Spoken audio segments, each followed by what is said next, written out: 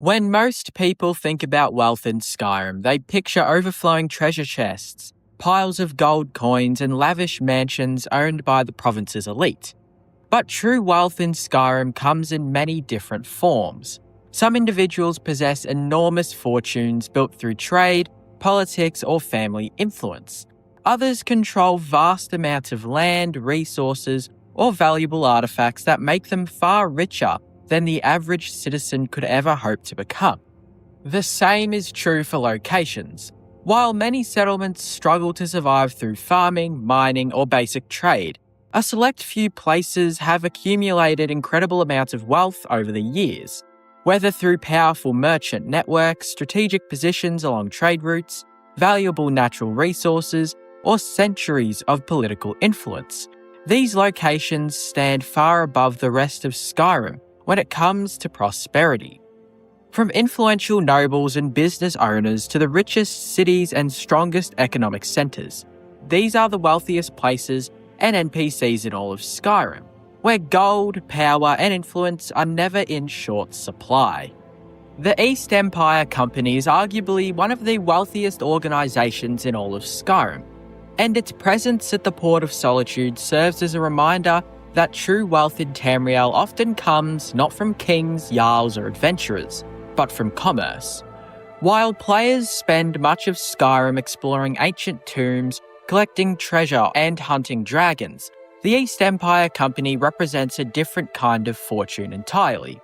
It is an institution whose wealth has been built through shipping, trade, logistics, monopolies, and connections that stretch across the entire empire. Unlike a wealthy noble who controls a single estate or a successful merchant who operates one profitable business, the East Empire Company exists on a scale that most citizens of Skyrim can barely comprehend. Its operations extend across provinces, its ships travel enormous distances, and its influence reaches far beyond the walls of Solitude. The company is so wealthy that even its local office feels like a small piece of something much larger. A vast commercial machine capable of moving goods, resources, and fortunes across Tamriel. What makes the East Empire Company particularly interesting is that much of its wealth remains implied rather than directly shown. Players never walk into a room filled with mountains of gold. They never see sprawling corporate headquarters dominating entire cities. Instead, the company communicates its wealth through scale. Everything about the organisation suggests resources far beyond what is visible.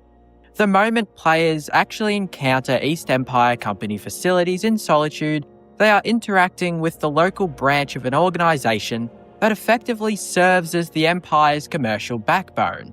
That alone places it among the richest entities in the entire setting. The location of the company's operations is no accident. Solitude is one of the most important ports in Skyrim, and one of the most strategically valuable cities in the province.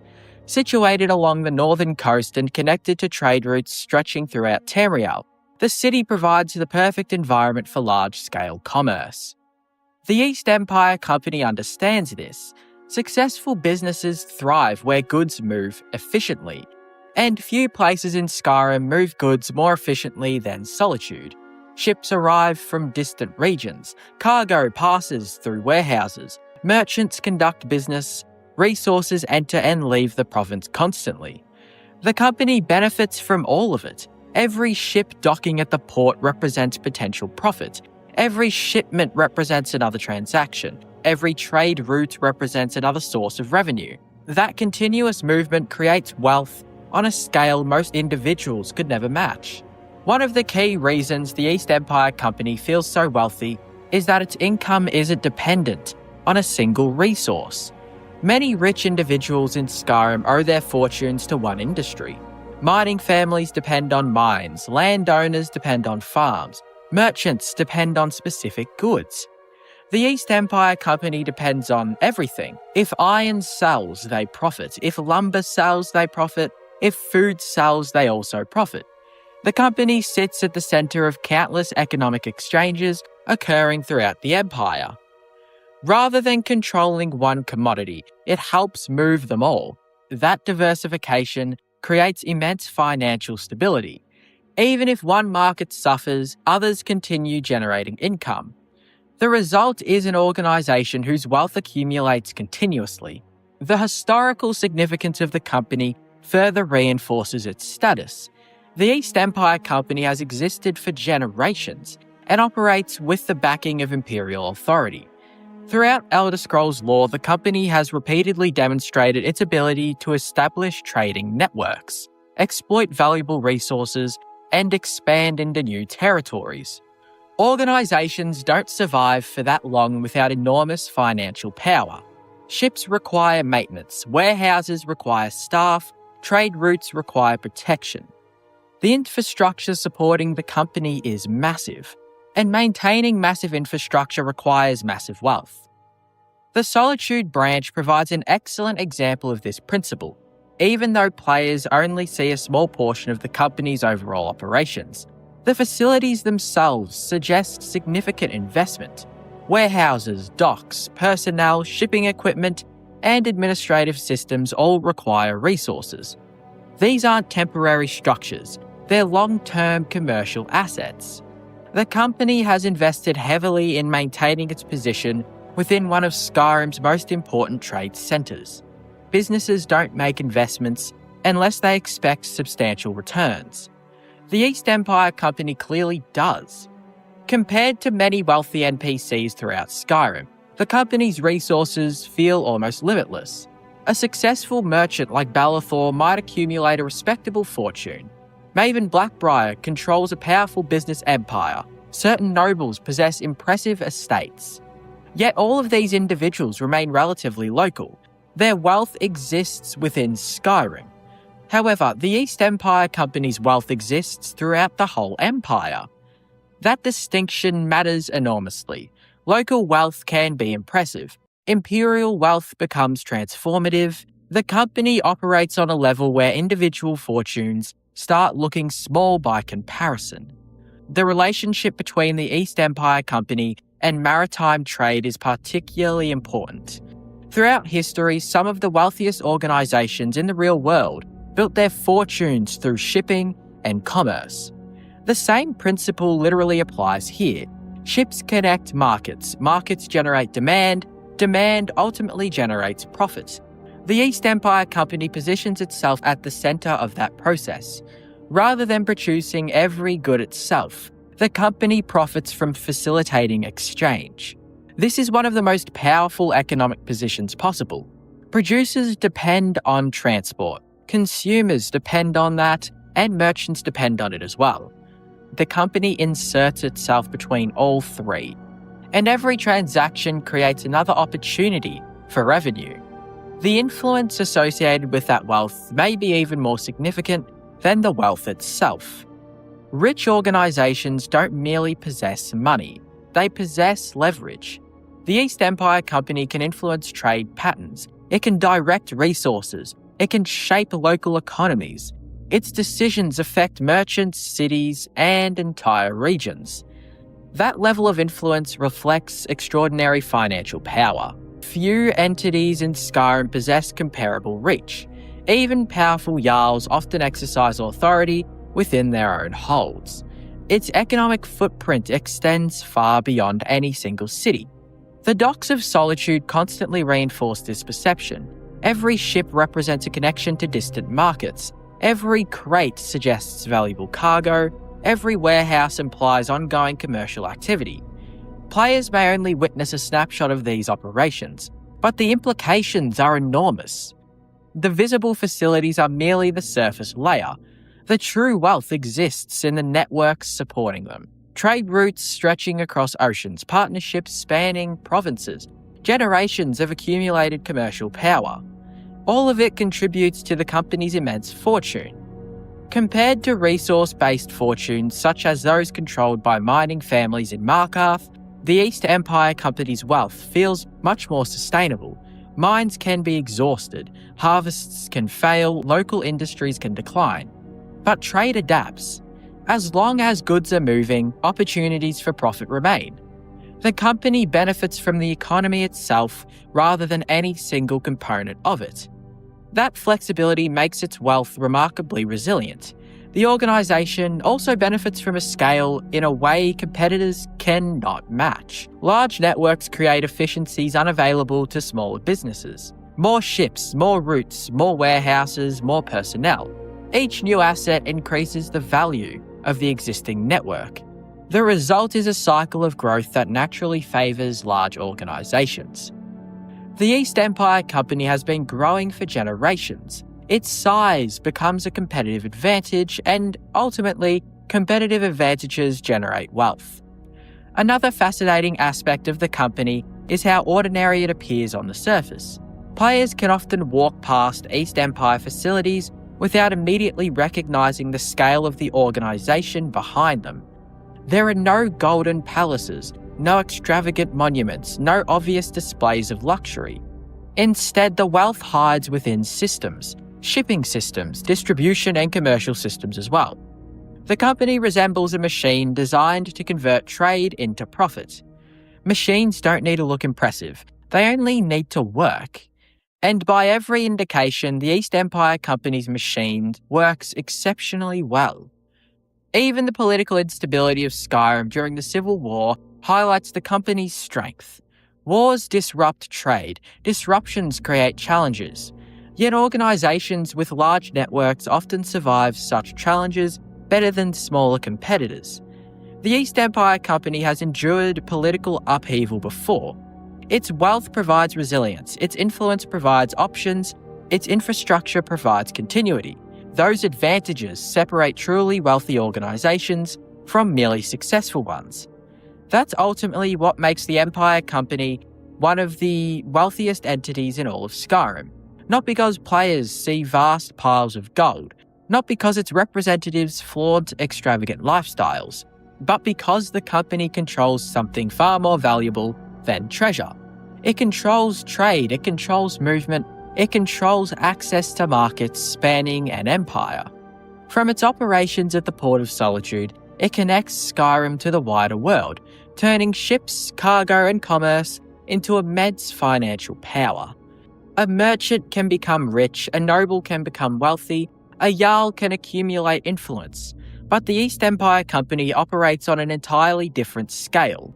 A scale measured not in coins, but in economies.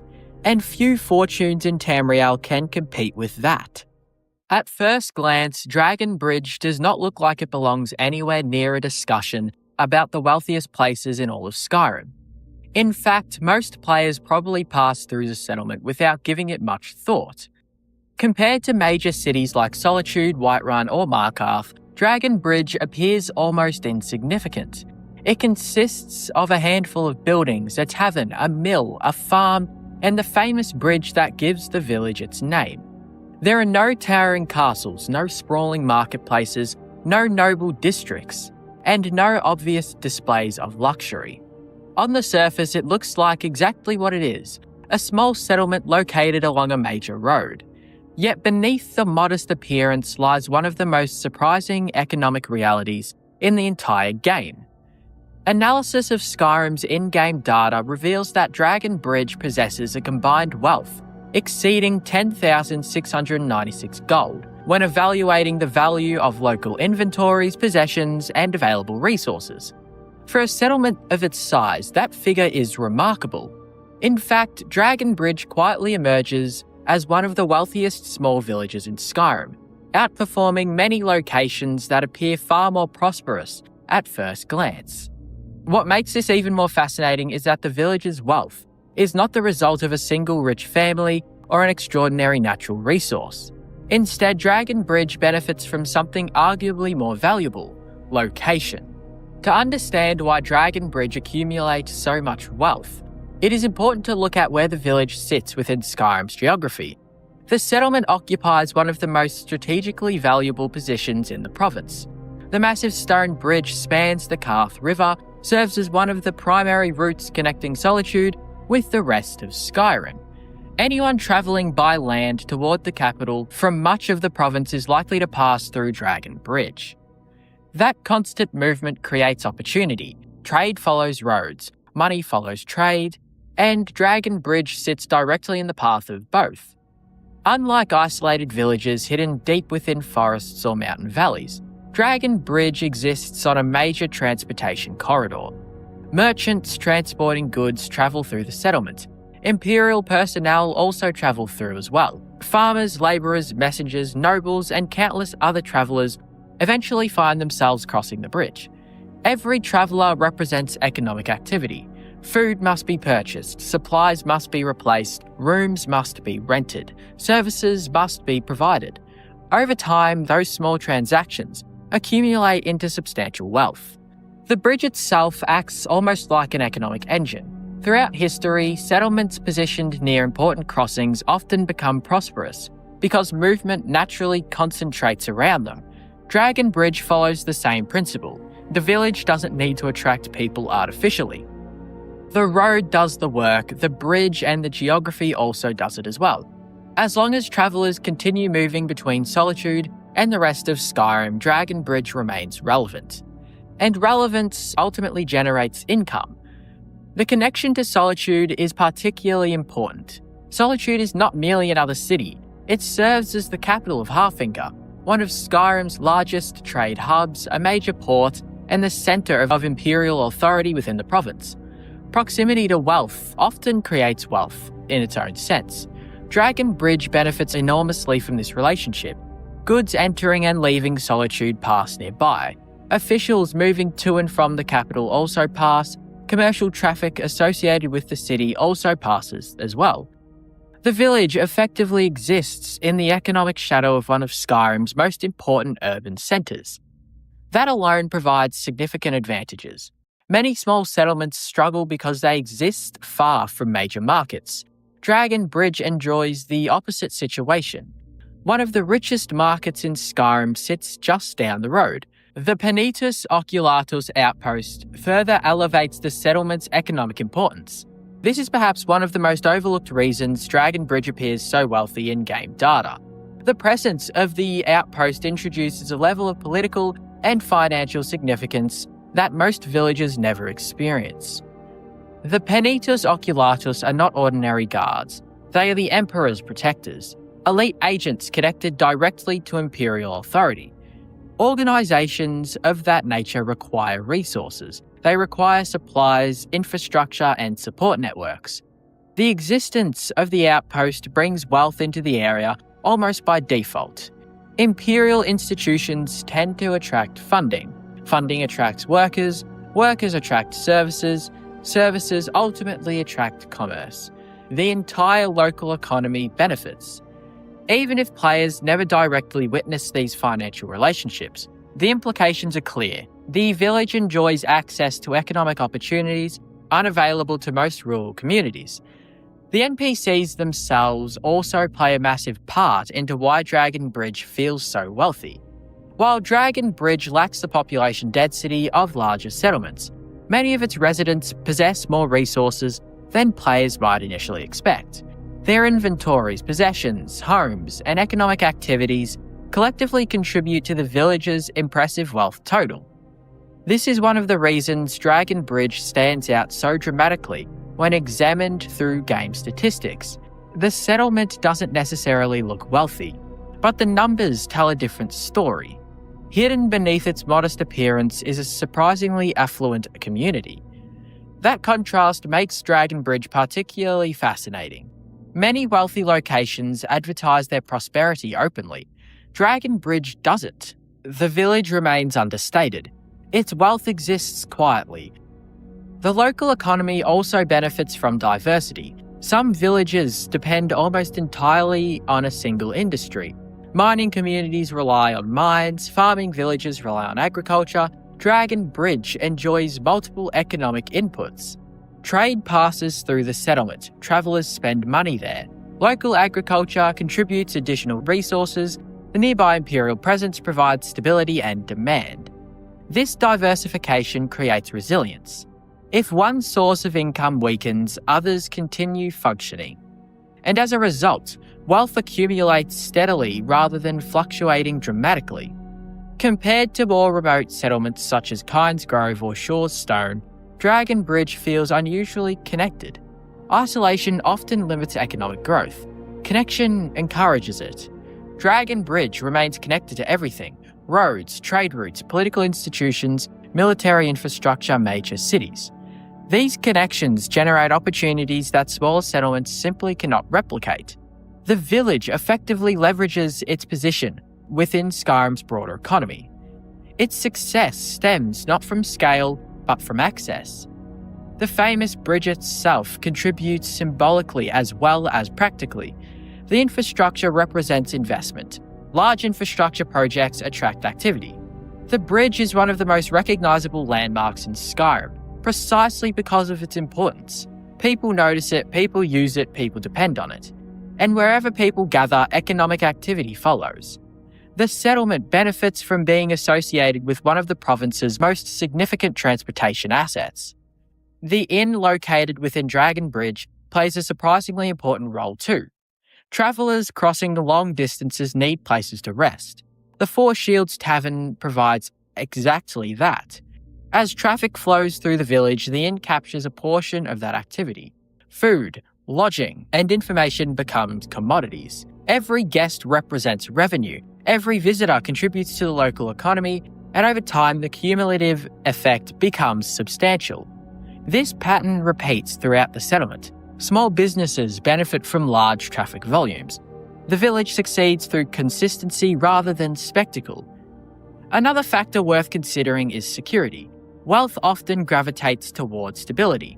Travellers prefer safe routes, merchants prefer secure locations. Dragon Bridge benefits from its proximity to imperial authority and the relative security associated with major roads. Safer environments encourage commerce. Commerce generates wealth, and the village's position therefore creates a positive cycle. Security ultimately attracts travellers, travellers support the businesses, businesses generate income, and income reinforces prosperity. What makes Dragon Bridge especially interesting compared to larger wealthy cities is efficiency. Cities like Solitude possess enormous economies, but also enormous populations and expenses. Dragon Bridge operates on a small scale. The wealth concentrated there becomes more noticeable because fewer people share it. The settlement punches far above its weight economically. Its size suggests modest prosperity. Its actual numbers suggest something far greater. That's ultimately what makes Dragon Bridge one of the most surprising entries among Skyrim's wealthiest places. Not because it contains grand palaces, not because it houses powerful nobles, not because it dominates provincial politics. Instead, the village succeeds through geography, infrastructure, trade, and proximity to power. Its location along one of Skyrim's most important routes transforms a small settlement into an economic success story. Travellers bring money, officials bring money, commerce brings money. And ultimately, the bridge itself brings it as well. And over time, all of those advantages combine to create a village whose wealth far exceeds what its humble appearance would ever suggest.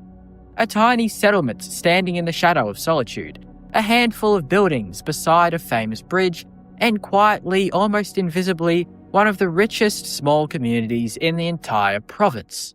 Imagine arriving in Skyrim with no knowledge of its politics, trade networks, or history.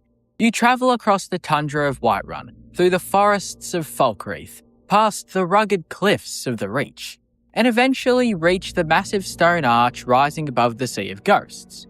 Sitting atop that natural monument is Solitude, a city that immediately feels different from almost every other settlement in the province.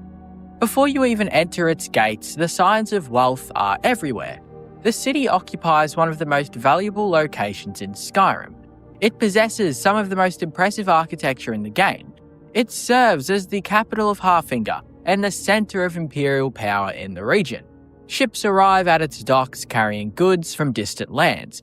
Nobles occupy large homes. Merchants operate successful businesses. Government officials oversee provincial affairs. Everything about Solitude communicates prosperity. Unlike many settlements that struggle to survive in Skyrim's harsh environment, Solitude feels like a city that has accumulated wealth for generations, turning geography, politics, trade, and influence into one of the largest concentrations of riches in the entire province. The easiest way to understand solitude's wealth is to start with its location. Cities throughout history often become rich because they controlled something valuable. Some controlled rivers, some controlled trade routes, some controlled natural resources. Solitude controls access. Its position along the northern coast gives it direct access to maritime trade, something many settlements in Skyrim lack. The city connects the province to wider markets throughout Tamriel, allowing goods to move in and out efficiently. This alone would make Solitude prosperous. The harbour is one of the most important economic assets in Skyrim. Ships arriving from distant provinces bringing resources, luxury goods, food, raw material, and countless other products. Merchants distribute those goods throughout the province. Every shipment represents profit. Every cargo hold represents value. Every vessel entering the harbour contributes to the local economy. The docks may not appear glamorous compared to the Blue Palace or the castle, but they are arguably the foundation upon which much of Solitude's wealth is built. Without trade, even powerful cities struggle. Solitude thrives because trade never truly stops. Then there is the simple reality of being a capital city. Capitals attract money. Government officials require housing. Administrative institutions require funding. Military forces require supplies, and diplomatic visitors require accommodations. Every layer of government activity creates economic demand. Solitude benefits from it all. The city serves as the political heart of imperial influence in Skyrim. Decisions affecting entire holds pass through Solitude. Important individuals travel there regularly. Resources flow towards centres of power because power itself creates opportunity. People go where decisions are made, and people with influence often bring wealth with them. This relationship between power and money becomes visible throughout the city. The Blue Palace stands as one of the most impressive residences in Skyrim. Noble families maintain significant estates. Government buildings occupy valuable real estate. None of these things appear in poor cities. They only appear in wealthy ones. The architecture itself tells that story. Compared to many settlements, Solitude looks expensive. Large stone buildings dominate the cityscape. Roads are maintained. Public spaces feel developed rather than improvised. The city gives the impression of long-term investment. And ultimately, investment requires resources, and resources require wealth. Every wall, tower, and district reflects generations of accumulated prosperity. The contrast with other cities becomes striking when viewed through its lens. Winterhold is defined by decline. Morthal remains modest and rural. Dawnstar struggles with isolation. Solitude projects confidence. It looks successful, and successful places tend to attract even more success. The local merchant class plays an enormous role in maintaining this prosperity. Wealthy cities need thriving businesses, and Solitude contains some of the strongest commercial activity in Skyrim. Shops cater not only to local residents, but to travellers, sailors, soldiers, nobles, and visiting officials as well. The customer base is enormous. More customers mean more transactions. More transactions mean more profit. The city benefits from economic diversity as well. Some settlements rely heavily on a single industry. Solitude does not. Trade generates income. Government generates income. Military activity generates income. There are many ways the city generates income, and the city ultimately possesses multiple economic engines operating simultaneously. That diversification makes wealth more stable. If one sector weakens, others continue producing revenue. The Bard's College may seem insignificant compared to ports and trade routes, but it contributes to Solitude's status in subtle ways. Prestigious institutions attract educated individuals, visitors, and cultural activity. Cultural centres often become economic centres. People travel to them, spend money there, build reputations. The college reinforces Solitude's identity as more than just a military or political city. It becomes a destination. Destinations attract wealth. Another major factor is security. Wealth rarely accumulates in unstable environments. Merchants prefer safe trade routes, investors prefer secure markets, travellers prefer protected cities. Solitude offers all three. The city's defences are among the strongest in Skyrim. Its elevated position provides natural protection. Imperial forces maintain order. The result is a city where commerce can flourish without constant disruption. This security advantage cannot be overstated. A merchant transporting valuable goods wants confidence that those goods will arrive safely. Solitude provides that confidence, and as a result, economic activity naturally gravitates towards the city. As I've talked before, the presence of the East Empire Company further highlights Solitude's financial importance. Few organisations in Tamriel possess comparable economic influence. Their operations at the port demonstrate just how valuable the city has become within larger imperial trade networks. Major corporations do not establish significant operations in economically insufficient locations.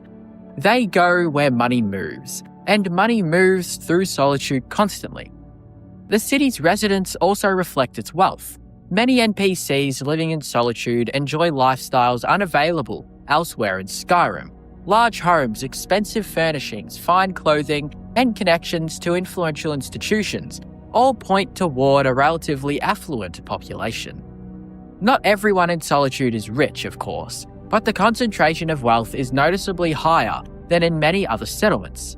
The city contains nobles, successful merchants, military officers, government officials. Each group contributes additional purchasing power to the local economy. The cumulative effect becomes substantial. Even the city's geography helps with this financial success. Solitude occupies a commanding position overlooking the sea and surrounding region. Control of valuable terrain often translates into economic advantages. Trade routes become easier to monitor, ports become easier to defend, infrastructure becomes easier to maintain. The city benefits from all of these factors simultaneously. Perhaps the most telling sign of Solitude's wealth is that prosperity feels almost normal here. In many parts of Skyrim, wealth stands out because it is unusual. In Solitude, prosperity feels expected. The city functions as though success is simply part of daily life. Businesses operate confidently. Institutions function effectively. Construction appears durable and expensive. The wealth becomes part of the atmosphere. It's woven into the city's identity. Players don't need to see piles of gold to recognize that Solitude is rich. Everything about the city communicates it. The people, the buildings, the harbour, the government, the military, the trade networks, and the culture.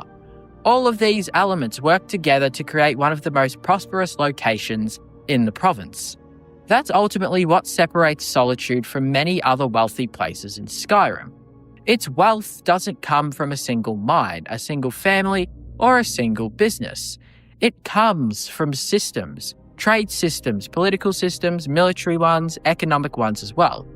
Each one reinforces the other. Each one generates additional opportunities. And together they create a city whose prosperity extends far beyond what players can directly observe. A city built atop of one of the most remarkable natural landmarks in Skyrim. A city connected to the wider world through commerce and influence. A city where power and money flow together so naturally that it becomes difficult to separate one from the other. And without question, one of the wealthiest places in all of Skyrim. At first glance, Whiterun doesn't look like the richest city in Skyrim. Unlike Solitude, it has no enormous harbour connecting it to the rest of Tamriel. Unlike Markarth, it isn't built upon vast mineral wealth. Unlike Riften, it doesn't control a criminal empire operating beneath its streets. Instead, Whiterun appears remarkably ordinary. Rolling plains surround the city, farms stretch into the distance, and merchants quietly go about their business beneath the shadow of Dragon's Reach. Yet that ordinary appearance is exactly what makes Whiterun one of the wealthiest places in the province. Its fortune has not been built upon one extraordinary industry or a single powerful family. It has been built upon geography. More specifically, it has been built upon arguably the most valuable piece of geography in all of Skyrim, sitting almost directly in the centre of the province. Whiterun occupies the crossroads of nearly every major trade route. Whether goods are travelling from Solitude to Riften, Markarth to Windhelm, Falkreath to Dawnstar, or anywhere in between, there is a very good chance they will eventually pass through Whiterun. Over decades and centuries, that constant movement has transformed what could have been a simple farming settlement into the commercial heart of Skyrim. The city's central location is its greatest asset. Unlike many other hold capitals that exist on the edges of the province, Whiterun is surrounded by opportunity in every direction. Roads radiate outward from the city like spokes on a wheel, connecting it to nearly every major settlement. Merchants transporting goods naturally gravitate towards the shortest and safest routes. Those routes almost always lead through Whiterun. Trade rarely chooses the longest journey. It chooses the most efficient one, and efficiency ultimately generates profit. Every wagon arriving at Whiterun's gates represents goods changing hands. Every caravan brings merchants. Every merchant brings money. Over time, those countless individual transactions accumulate into enormous wealth. Whiterun doesn't need to produce every valuable resource itself. It simply needs to sit where everyone else passes. And that's exactly what it does. The surrounding plains play a surprisingly important role in this prosperity. Much of Skyrim is defined by difficult terrain. Mountains separate holds, forests slow travel, snow-covered passes become dangerous during harsh weather. Whiterun avoids most of those problems. The tundra surrounding the city provides wide, open landscapes that are comparatively easy to cross. Caravans can move efficiently. Farmers can cultivate large areas of land. Livestock can graze freely. The environment encourages economic activity. Unlike mountain cities that rely on narrow roads or isolated coastal settlements dependent on shipping, Whiterun benefits from accessibility. People can reach it, and because people can reach it, business thrives. Agriculture forms another pillar of the city's wealth. While trade often receives most of the attention, the fertile plains surrounding Whiterun support some of the largest farming operations in Skyrim. Farms such as Pelagia, Battleborn, Chillferro, and others contribute significant food production to the local economy. Food is one of the most valuable commodities in any society. Cities cannot survive without it. Whiterun doesn't simply feed itself. It produces surpluses, and those surpluses can be sold, exported, traded. Agriculture creates that stability, and trade builds upon that stability as well. And together they ultimately create a lasting prosperity. The city's marketplace perfectly demonstrates how geography translates into wealth.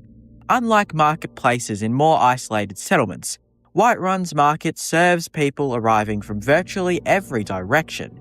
Merchants sell to locations, they sell to travellers, they sell to adventurers and soldiers.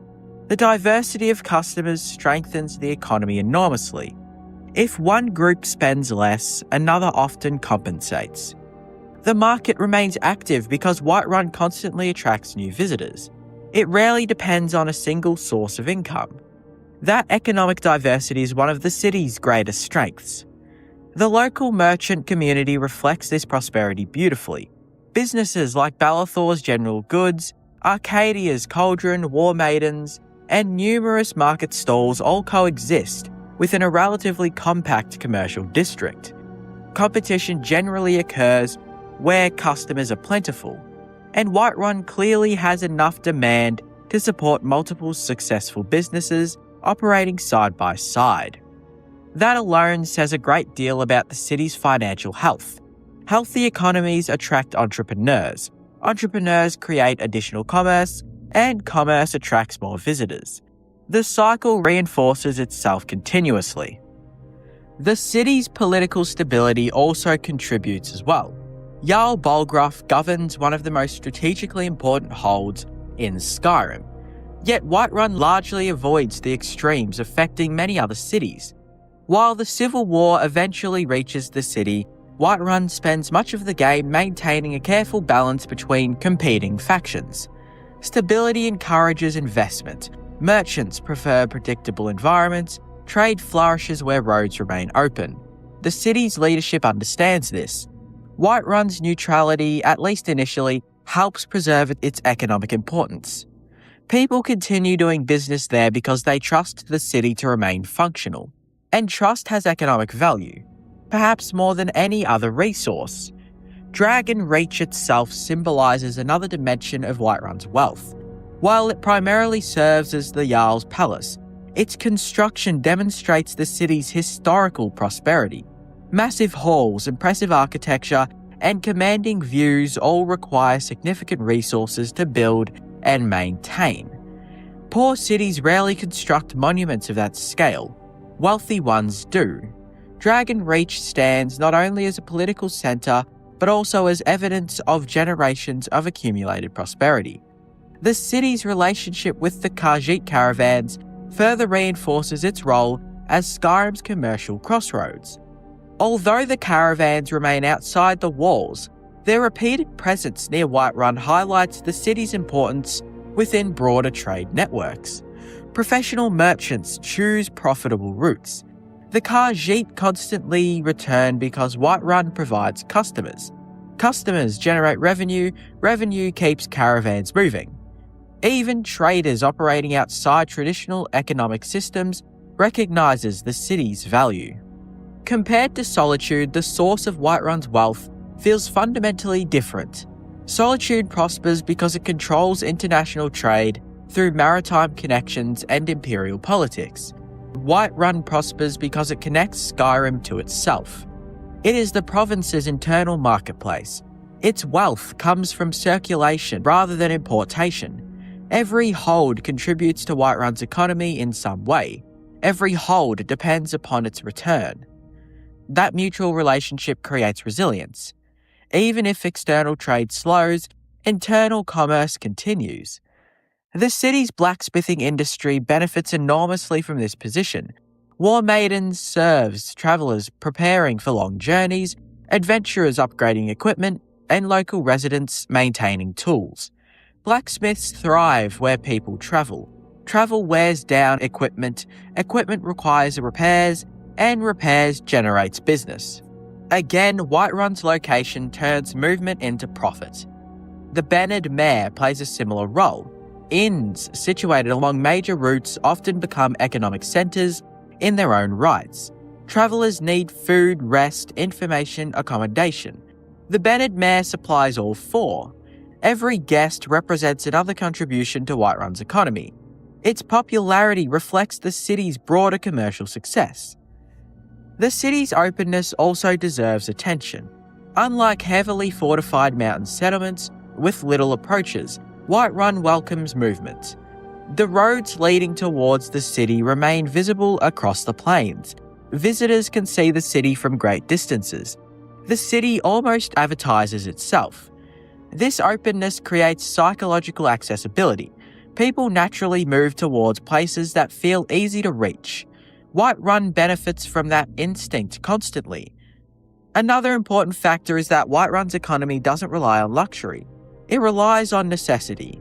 People don't visit solely for entertainment. They visit because they need supplies, need transportation, trade, food, equipment, and information. Necessities create consistent demand. Consistent demand creates reliable income, and reliable income builds wealth over generations. The Civil War itself demonstrates just how valuable Whiterun has become.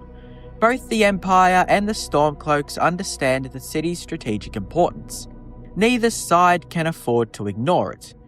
Control of Whiterun means controlling the heart of Skyrim's transportation network.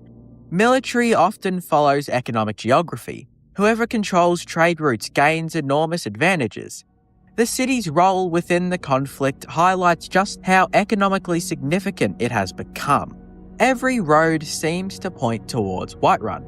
Every journey creates another opportunity for trade, and every transaction adds another layer to an economy that has been growing for generations. A city surrounded by open plains, a marketplace standing at the crossroads of an entire province, and a place whose greatest source has never been buried beneath the ground or carried across the sea. but the endless flow of people and commerce passing through its gates every single day. In Skyrim, riches are not always counted in coins. Treasure piles in dragon crypts and dragon hoards may seem impressive, but true wealth lies elsewhere. It rests in influence, in ownership, in the ability to manipulate politics and bend others to your will. For most NPCs in Skyrim, wealth is fleeting, a pouch of septims, a trade stall in a marketplace, a modest farm eking out survival. But a few individuals do rise above the ordinary, gathering not just gold, but the kind of power that ensures more gold will always flow their way. These are the richest NPCs in Skyrim. Some are nobles, some are criminals, some are politicians, but all of them have built empires that place them beyond the reach of ordinary mortals. Their fortunes are not simply numbers, they are systems, structures, and legacies. In the Reach, power is synonymous with gold, and no family exemplifies that more than the Silverbloods. At the heart of their dynasty is Thonar Silverblood, a man whose wealth comes not only from his lineage, but from his ruthlessness in defending it. Thonar controls the Cidhna Mine, one of the richest silver mines in Skyrim, and though it holds the city of Markarth in a stranglehold, to the common folk, Cidhna Mine is a prison, a place where criminals are sent to toil away until they die. But for Thonar, it is a gold mine in many ways than one. Every bar of silver smelted flows into his coffers. Every prisoner sentenced means more free labour for his empire. Unlike other nobles, Thonar is not afraid to get his hands dirty. He is deeply involved with the Forsworn conspiracy, using the chaos of rebellion to further tighten his grip on Markarth. His wealth is not only material, but political as well, ensuring that Jarls, guards, and mercenaries bend to his will. Thonar is not beloved, far from it.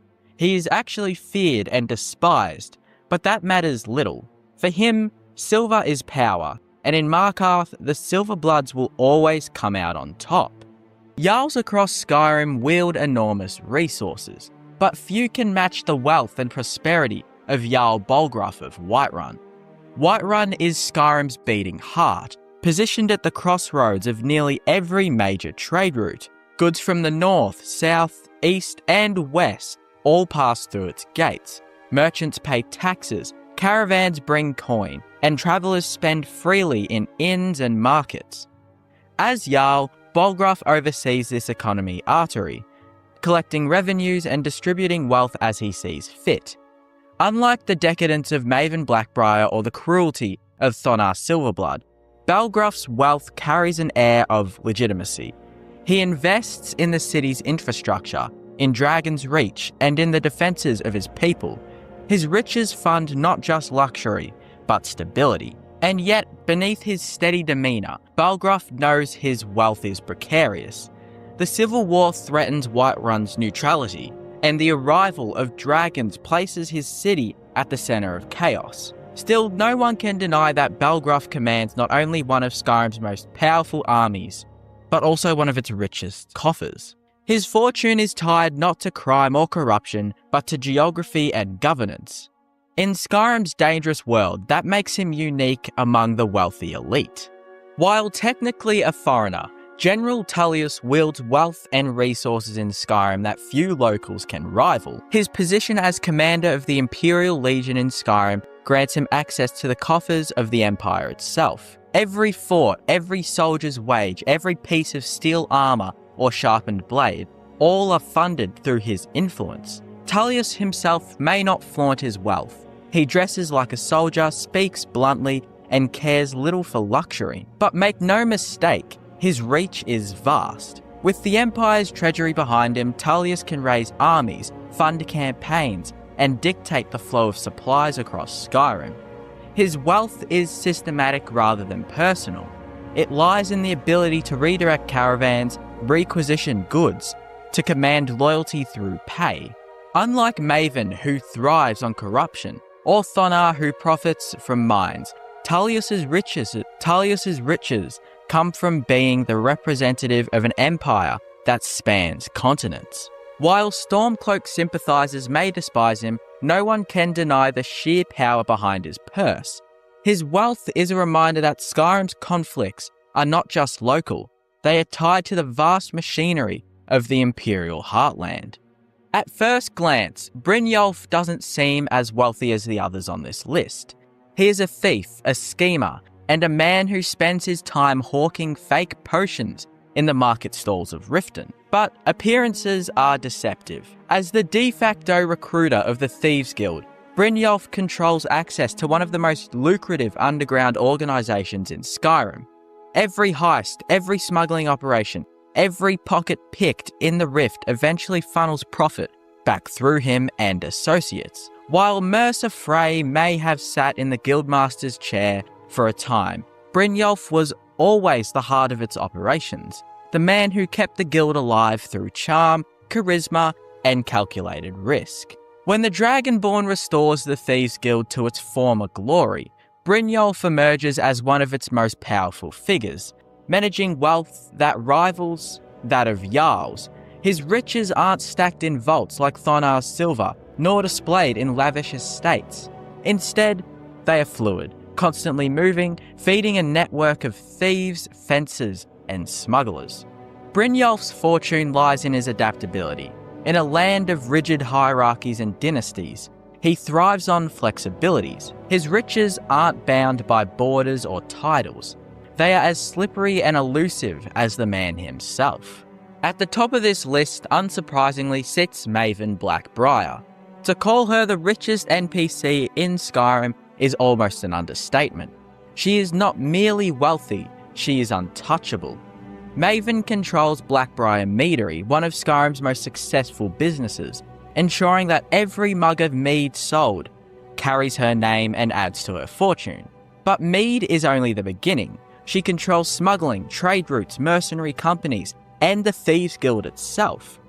While she masquerades as a benefactor, the reality is that she is their ruler in all but name. What makes Maven unique is that her wealth is inseparable from her influence.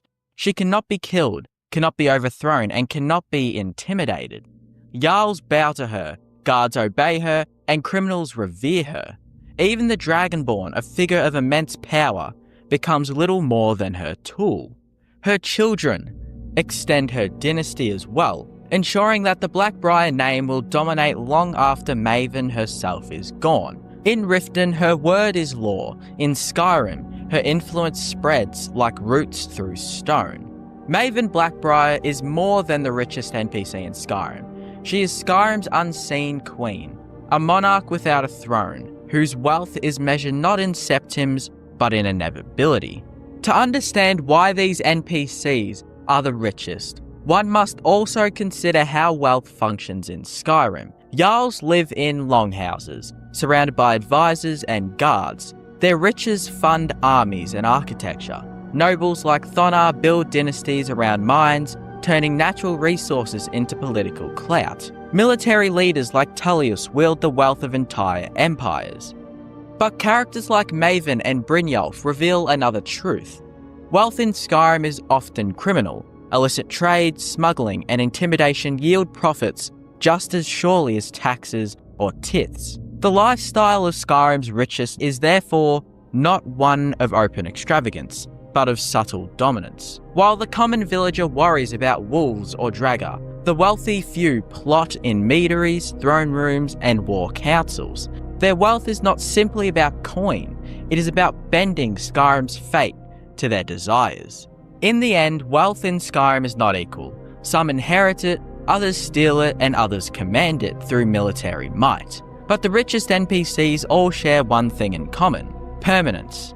Their wealth cannot be stripped away by chance encounters, random dragon attacks, or the whims of fate. Whether through dynasties, armies, or webs of corruption, these five figures, Thonar Silverblood, Jarl Bolgraf, General Tullius, Brynjolf, and Maven Blackbriar, stand above the rest. Their wealth is not only vast, but enduring.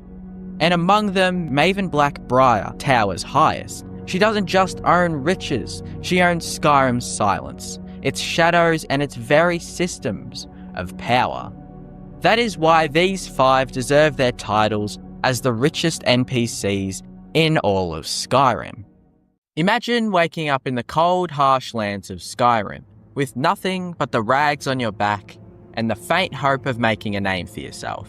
You see a blacksmith hammering away, traders shouting at the market, and guards patrolling with that signature arrow-to-the-knee limp. Skyrim seems full of opportunity, until you actually try to make a living. The Elder Scrolls Skyrim is a vast world with many locations and characters to indulge in. But one question remains: could you really survive financially?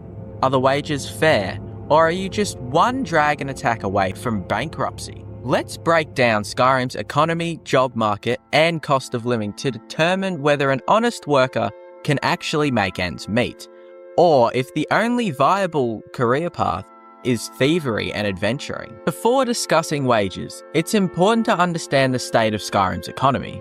Skyrim is in the middle of a civil war. Trade routes are disrupted and banditry is rampant.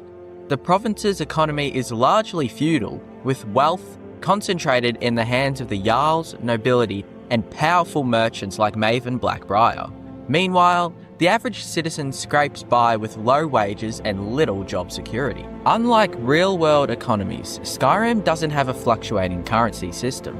Prices are static, meaning inflation and deflation aren't concerns. But that doesn't mean everyone is thriving. Let's take a look at the most common jobs in Skyrim and how much they actually pay. Blacksmiths are some of the most visible workers in Skyrim. They craft weapons, armor, and tools necessary for survival. But is this a lucrative career? Well, the average blacksmith sells iron daggers for 10 septims. Oh, and septims are basically Skyrim's form of currency. Iron swords made by blacksmiths also go for 25 septims. They buy iron ingots for 7 septims and leather strips for 3 septims, meaning their profit margins are painfully small. Custom orders from adventurers or Jarls might bring in more money, but given the small-scale operations of most blacksmiths, it's unlikely they're ranking in massive profits. So their estimated daily earnings are around 100 to 200 septims, depending on sales and demand. Skyrim's farms are small, family-run operations. Unlike modern farms, they don't have large-scale machinery, meaning all work is manual. You can work on a farm for 5 septims per day. Farmers also sell produce, potatoes, etc. for 1 septim each, cabbage for 3, and goat's cheese for 5. Since an average farm produces limited crops, farmers barely make enough to live comfortably. So for a farmer, their estimated daily earnings are around 5 to 30 septims, depending on extra sales. Mines in Skyrim produce iron or even other rare ores like ebony and malachite. These resources are essential for blacksmiths who turn them into weapons and armor, making mining a fundamental part of Skyrim's economy. However, despite its importance, mining remains a risky and often underappreciated profession. Miners can work for around 10 septims per ore mined, though the payout varies depending on the type of ore. Common ores like iron and corundum provide a steady, albeit modest income. On the other hand, rare ores such as ebony and malachite can fetch significantly higher prices, but access to these materials is tightly controlled. The Silverblood family, for instance, has a monopoly over the lucrative silver mines in Markarth, ensuring that most of the profit flows into their coffers rather than the hands of the individual miners. Beyond economic instability, the dangers of mining in Skyrim are numerous. Cave-ins are a constant threat, especially in older or poorly maintained mines. However, the more immediate dangers come from the various hostile creatures that often lurk in these underground tunnels. Infested mines, frostbite spiders, and even Falmer strongholds make mining an incredibly dangerous profession. Additionally, some unlucky workers may find themselves forced into servitude. Seedna Mine, for example, is essentially a death sentence for prisoners, where they labour endlessly under the watchful eyes of the Silverbloods and Markarth guards. When compared to other common jobs in Skyrim, mining is one of the riskiest. Farmers, for example, earn a more stable income without worrying about being attacked by undead. Blacksmiths who rely on mined materials make far more money while working in relatively safe conditions. Even mercenaries who risk their lives in combat often have higher earning potential than miners due to bounties and loot. So, knowing all this, the estimated daily earning for a miner is around 50 to 150 septims, but this can vary greatly. And for the verdict, it's dangerous, inconsistent, but potentially profitable for those who are willing to take the risk. However, given the alternatives, mining is one of the more perilous and unpaid jobs in Skyrim. Running a store sounds like a great way to avoid danger, but is it profitable? Most general stores sell items ranging from 5 septims to 500 plus septims. The markup on resold goods is genuinely high, but stores don't get that many customers. Since there's no large supply chain, everything is sourced locally or from adventurers, making inventory unpredictable. Shopkeepers also have to worry about theft, whether from common thieves or even the Dragonborn waltzing in and taking everything in sight. Despite these challenges, store owners at least enjoy a stable and relatively safe work environment, compared to miners or mercenaries. However, some shopkeepers like Bellathor in Whiterun seem to be in constant financial struggle, suggesting that success depends largely on location and available goods. Another issue is the sheer randomness of sales. Unlike real-world economies where shops rely on consistent foot traffic, a Skyrim shopkeeper might go days without a single sale. Then, out of nowhere, a heavily armed adventurer might walk in and buy out half the inventory. This feast or famine cycle makes long-term financial planning very difficult for shopkeepers. Additionally, competition can be fierce. General stores in large cities like Solitude and Riften have an advantage over smaller town shops, as they benefit from more travellers and a wealthier clientele. In contrast, a shopkeeper in a remote village like Riverwood may struggle to sell anything beyond basic supplies. Merchants who specialise in rare goods, like Enther in the College of Winterhold, tend to have more stable income because they cater to specific niche markets. Even with these drawbacks, shopkeeping remains one of the safest professions in Skyrim.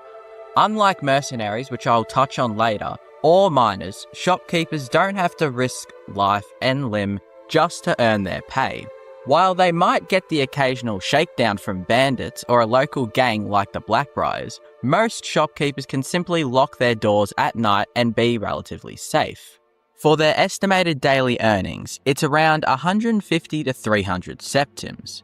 Therefore, the verdict for shopkeeping in Skyrim is that it's more stable than other jobs, but it is still a hustle. Profitability depends on location, inventory, and a bit of luck. For those who value safety over high earnings, shopkeeping is a reasonable choice. Just don't expect to become the next Jarl. For those willing to swing a sword for money, mercenary work is an option. Bounty jobs pay 100 to 500 septims depending on the target. Clearing out a bandit camp may net 1,000 plus septims in loot, but you are also at a risk of dying to a frost troll. While the payout can be lucrative, success largely depends on skill, equipment, and luck. A well-equipped mercenary with enchanted gear and strong combat abilities can make a small fortune, while an inexperienced one might not survive their first contract. Combat jobs also have hidden costs, such as repairs to armor, restocking potions, and occasionally paying for healing services can quickly eat into profits. Unlike shopkeepers or miners, mercenaries have the benefit of freedom. They aren't tied to a single location and can take jobs as they please. However, this also means income is highly inconsistent. One day might bring a massive payday from looting a dungeon, while another could see a mercenary returning empty-handed or not returning at all. There's also the ethical dilemma. Some mercenaries are hired for honourable tasks like slaying bandits or protecting villagers, while others take on a more dubious work, such as assassinations or working for criminal organisations like the Blackbriars or the Thieves' Guild. Reputation can make or break a mercenary's career, as working for the wrong people might lead to trouble with the law or being blacklisted by honest employers. But going beyond traditional bounties, some mercenaries work as personal bodyguards, particularly for nobles or merchants travelling between cities. These jobs pay well, but carry their own risks, as wealthy employers often attract dangerous enemies. Others seek out ancient ruins and tombs in search of treasure, but such ventures are among the deadliest undertakings in Skyrim. Additionally, mercenary work isn't for everyone. The physical demands are extreme, requiring skill in combat and the ability to navigate Skyrim's harsh wilderness. Many mercenaries don't live long enough to enjoy their earnings, and even those who do often suffer lasting injuries, this can make future work difficult. Without a steady employer, a mercenary's income fluctuates, making long-term security very uncertain. The estimated daily earnings for a mercenary varies wildly, basically high potential. And for the verdict, being a mercenary comes with high risk but high reward. It's great if you don't mind dying. A skilled mercenary can make a fortune, but the job is brutal and unforgiving. Those who survive and build a reputation can live well, but the road to riches is paved with danger and bloodshed. Given how rough legal jobs are, it's no surprise many turn to crime. Joining the Thieves Guild can net 1,000 plus septims per job. Dark Brotherhood contracts range from 500 to several thousand septims. Banditry, a life of looting, pays well, assuming you don't get caught. There's also scamming and extortion and treasure hunting. In short, crime pays in Skyrim. A Thieves Guild member can make more in one heist than a farmer earns in a month. And with so much lawlessness, even the guards don't seem particularly motivated to crack down on it. Unless, of course, you get caught red-handed. After analysing Skyrim's economy, wages, and cost of living, one thing is clear. Surviving in Skyrim is tough. Honest labour barely covers basic expenses, and most workers live paycheck to paycheck, with little hope of upward mobility. Ultimately, while it's technically possible to make an honest living in Skyrim, it's a hard and unforgiving existence. If you want to thrive, you may have to embrace the shadows, or pick up a sword and carve out your own fortune. What ultimately makes a place or person wealthy in Skyrim isn't simply the amount of gold they possess. Wealth is influence, it's stability, it's the ability to control resources, shape trade, and attract opportunity long before a single coin changes hands. Some fortunes are built on powerful merchant empires, others on generations of political influence, while entire cities owe their prosperity to nothing more than where they were built. That's why the richest places in Skyrim often don't look the richest at first glance. A quiet village sitting on a major trade route can quietly accumulate enormous value. A bustling port can become the gateway to an entire empire's economy, and a city built at the crossroads of every major road can grow into the commercial heart of the province simply because everyone eventually passes through it. In the end, Skyrim's greatest fortunes and richest NPCs aren't hidden away inside ancient Nordic tombs or locked behind Dwemer vaults. They are built every single day through trade, geography, and influence. And while adventurers spend their time searching for treasure, the wealthiest people and places in Skyrim have already discovered something far more valuable. They don't need to chase gold, because gold comes to them. Most caves and mines in Skyrim are places players enter simply to clear out enemies before moving on to the next location. You fight your way through a few bandits or creatures, open a chest at the end, and leave with little more than a handful of gold and some crafting materials. But a select few locations are completely different. These are the caves and mines that can make you genuinely rich. Places overflowing with valuable ore veins, rare alchemy ingredients, expensive loot, powerful enchantments, and rewards that continue paying off long after you've left. Some offer incredible resources that can be mined over and over again, while others hide unique treasures worth far more than the average dungeon reward. In a province where making gold can often feel like a slow grind, these locations stand apart.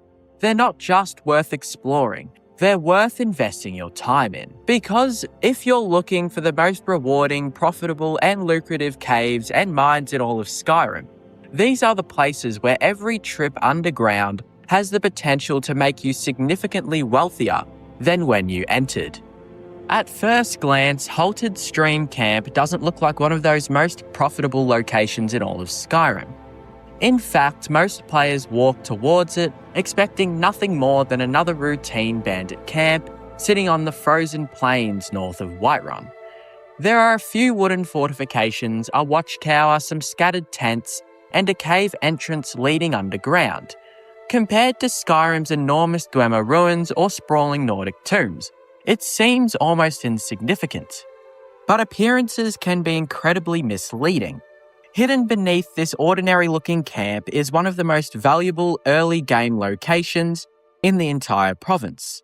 Not because it contains piles of gold or a legendary artifact waiting in a final chest, but because it gives the player something far more valuable, the ability to create wealth almost indefinitely.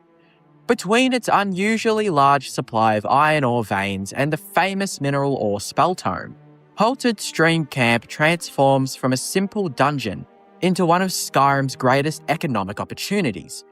It is a place where ordinary resources suddenly become extraordinary, where cheap materials can be converted into expensive jewelry, and where a single spell completely changes the value of everything surrounding you. Before players even discover its greatest reward, the location creates an interesting atmosphere. Unlike many caves hidden deep within the mountains or buried beneath ancient ruins, Halted Stream Camp sits openly on the tundra.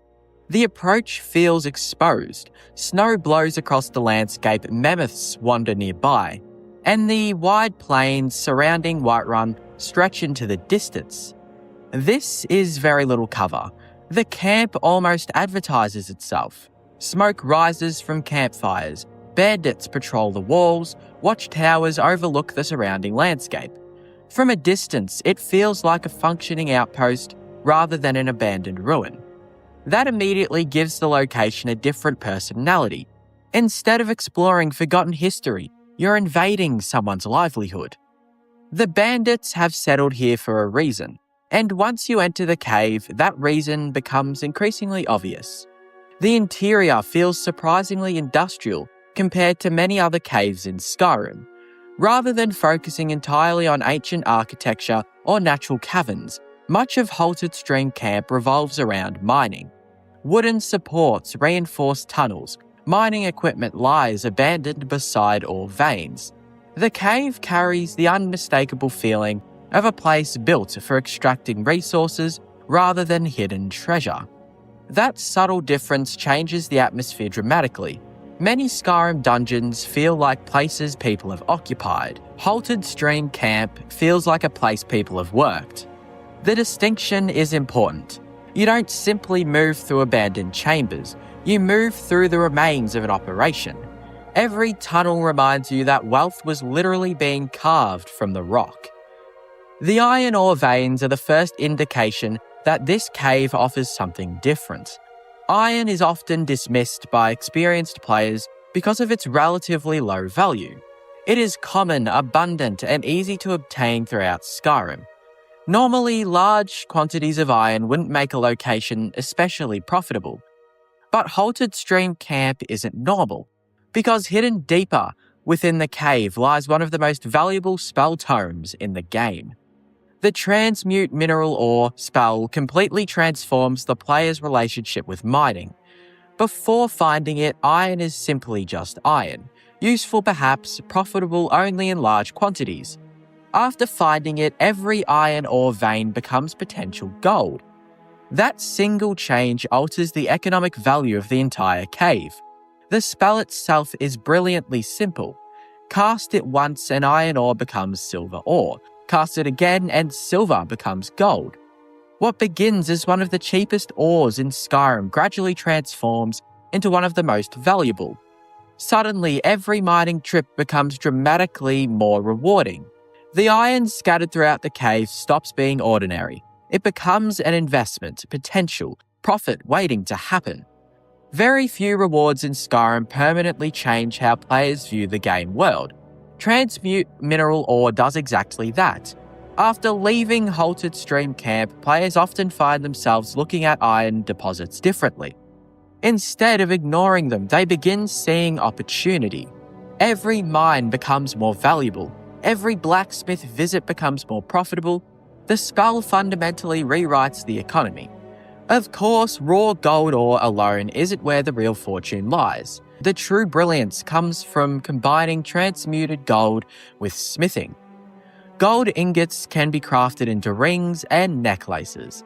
Add gemstones collected during exploration, and those pieces of jewelry become significantly more valuable. Improve your smithing skill. Enchant the finished products, sell them to merchants. Suddenly, a handful of ordinary iron ore has become an expensive enchanted necklace worth many times its original value. Halted Stream Camp quietly introduces players to one of Skyrim's most effective methods of generating wealth, and it does so remarkably early in the game. Few locations offer such a dramatic return on investment. The cave also creates an unusual emotional experience because of this discovery. Most dungeons reward exploration with treasure found at the end.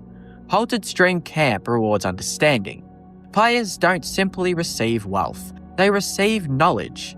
Knowledge that continues generating wealth long after the dungeon has been cleared. That distinction makes the location memorable. Treasure eventually disappears. A powerful economic mechanic lasts forever. The atmosphere inside the cave reinforces this constantly. There is something satisfying about walking through narrow mining tunnels, knowing that every ore vein has suddenly become dramatically more valuable. The environment almost encourages careful exploration. Players slow down, they examine walls, they search every passage. Mining becomes worthwhile. The cave changes pace. Instead of rushing towards the exit, many players spend extra time harvesting resources they might otherwise ignore. The location quietly teaches patience, and patience is rewarded generously. Compared to many other profitable locations, this place stands apart because its rewards aren't limited to what already exists inside. Most treasure rooms can only be looted once. Unique artifacts can only be collected once. The spell creates ongoing value. Every future iron vein becomes part of the reward. Every future mining expedition benefits from this single discovery. The cave effectively expands beyond its own physical boundaries. Its influence reaches across Skyrim. Any location containing iron suddenly becomes more lucrative because of what was found here. That kind of lasting impact is incredibly rare. Even the bandits contribute to the atmosphere in subtle ways. Unlike ancient Draga guarding forgotten crypts or Falmar defending underground kingdoms, these enemies feel practical. They're here because the mine is valuable. They're exploiting its resources. Their presence reinforces the idea that this location possesses genuine economic importance. People are willing to kill for what's underground.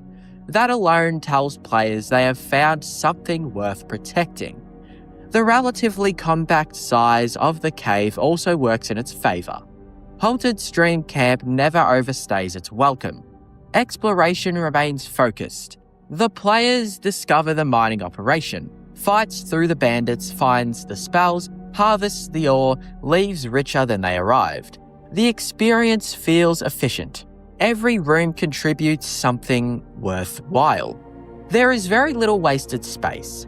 Compared to sprawling dungeons filled with lengthy detours, Halted Stream Camp delivers extraordinary value within a remarkably small footprint.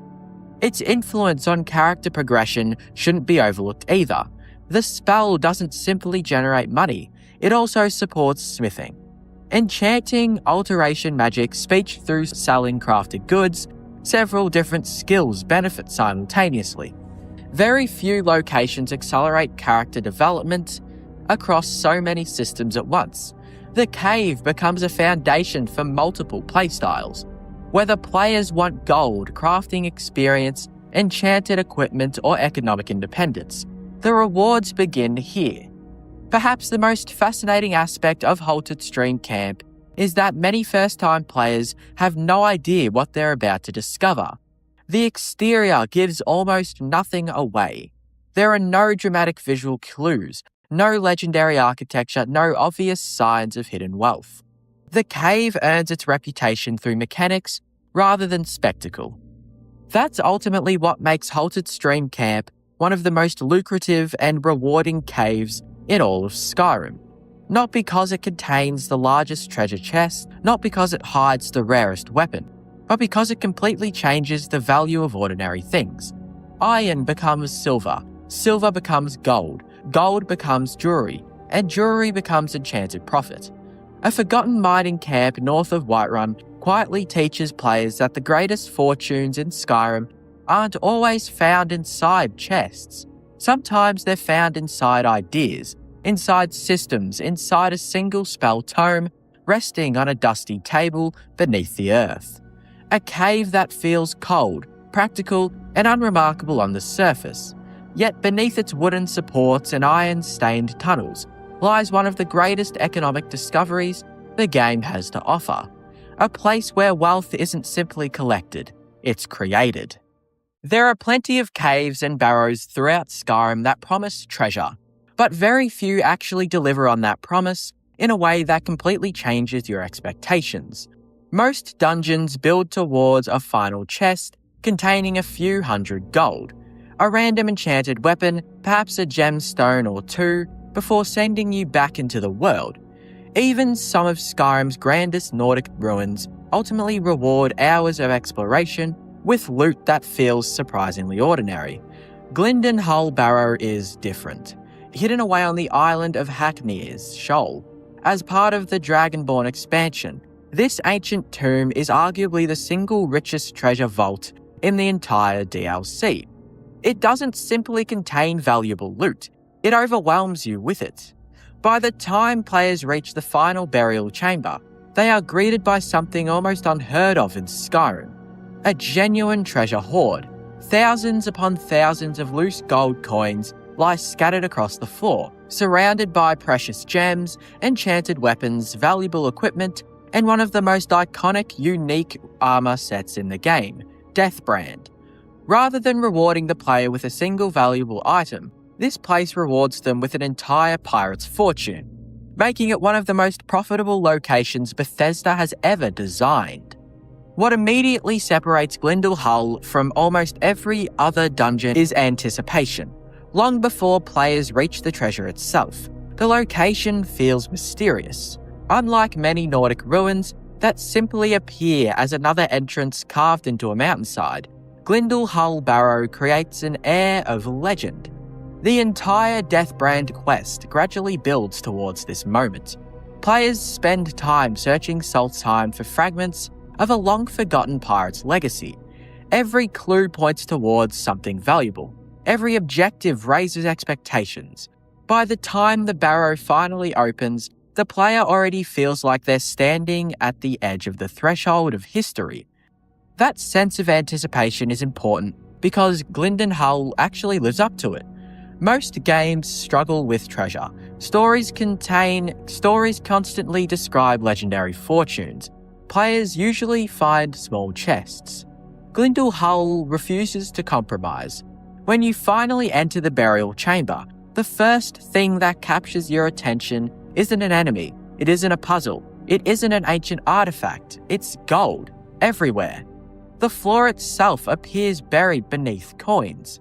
Rather than hiding treasure inside containers, Bethesda places much of it directly into the environment.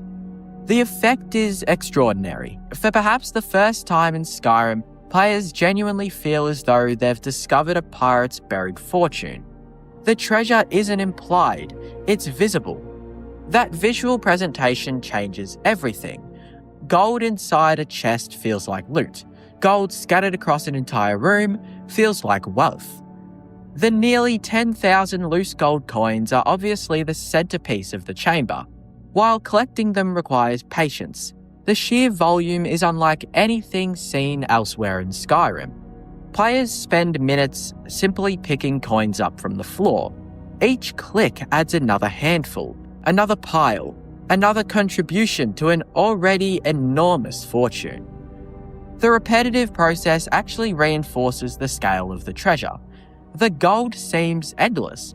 Every time players think they've collected most of it, they notice another glittering pile tucked against the wall, another cluster beneath a skeleton, another scattering between ancient stone slabs.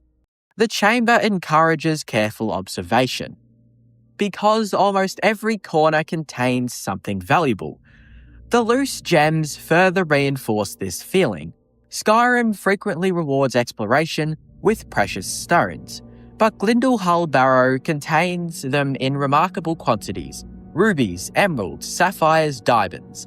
Many players leave the chamber carrying enough gemstones to finance entire crafting sessions.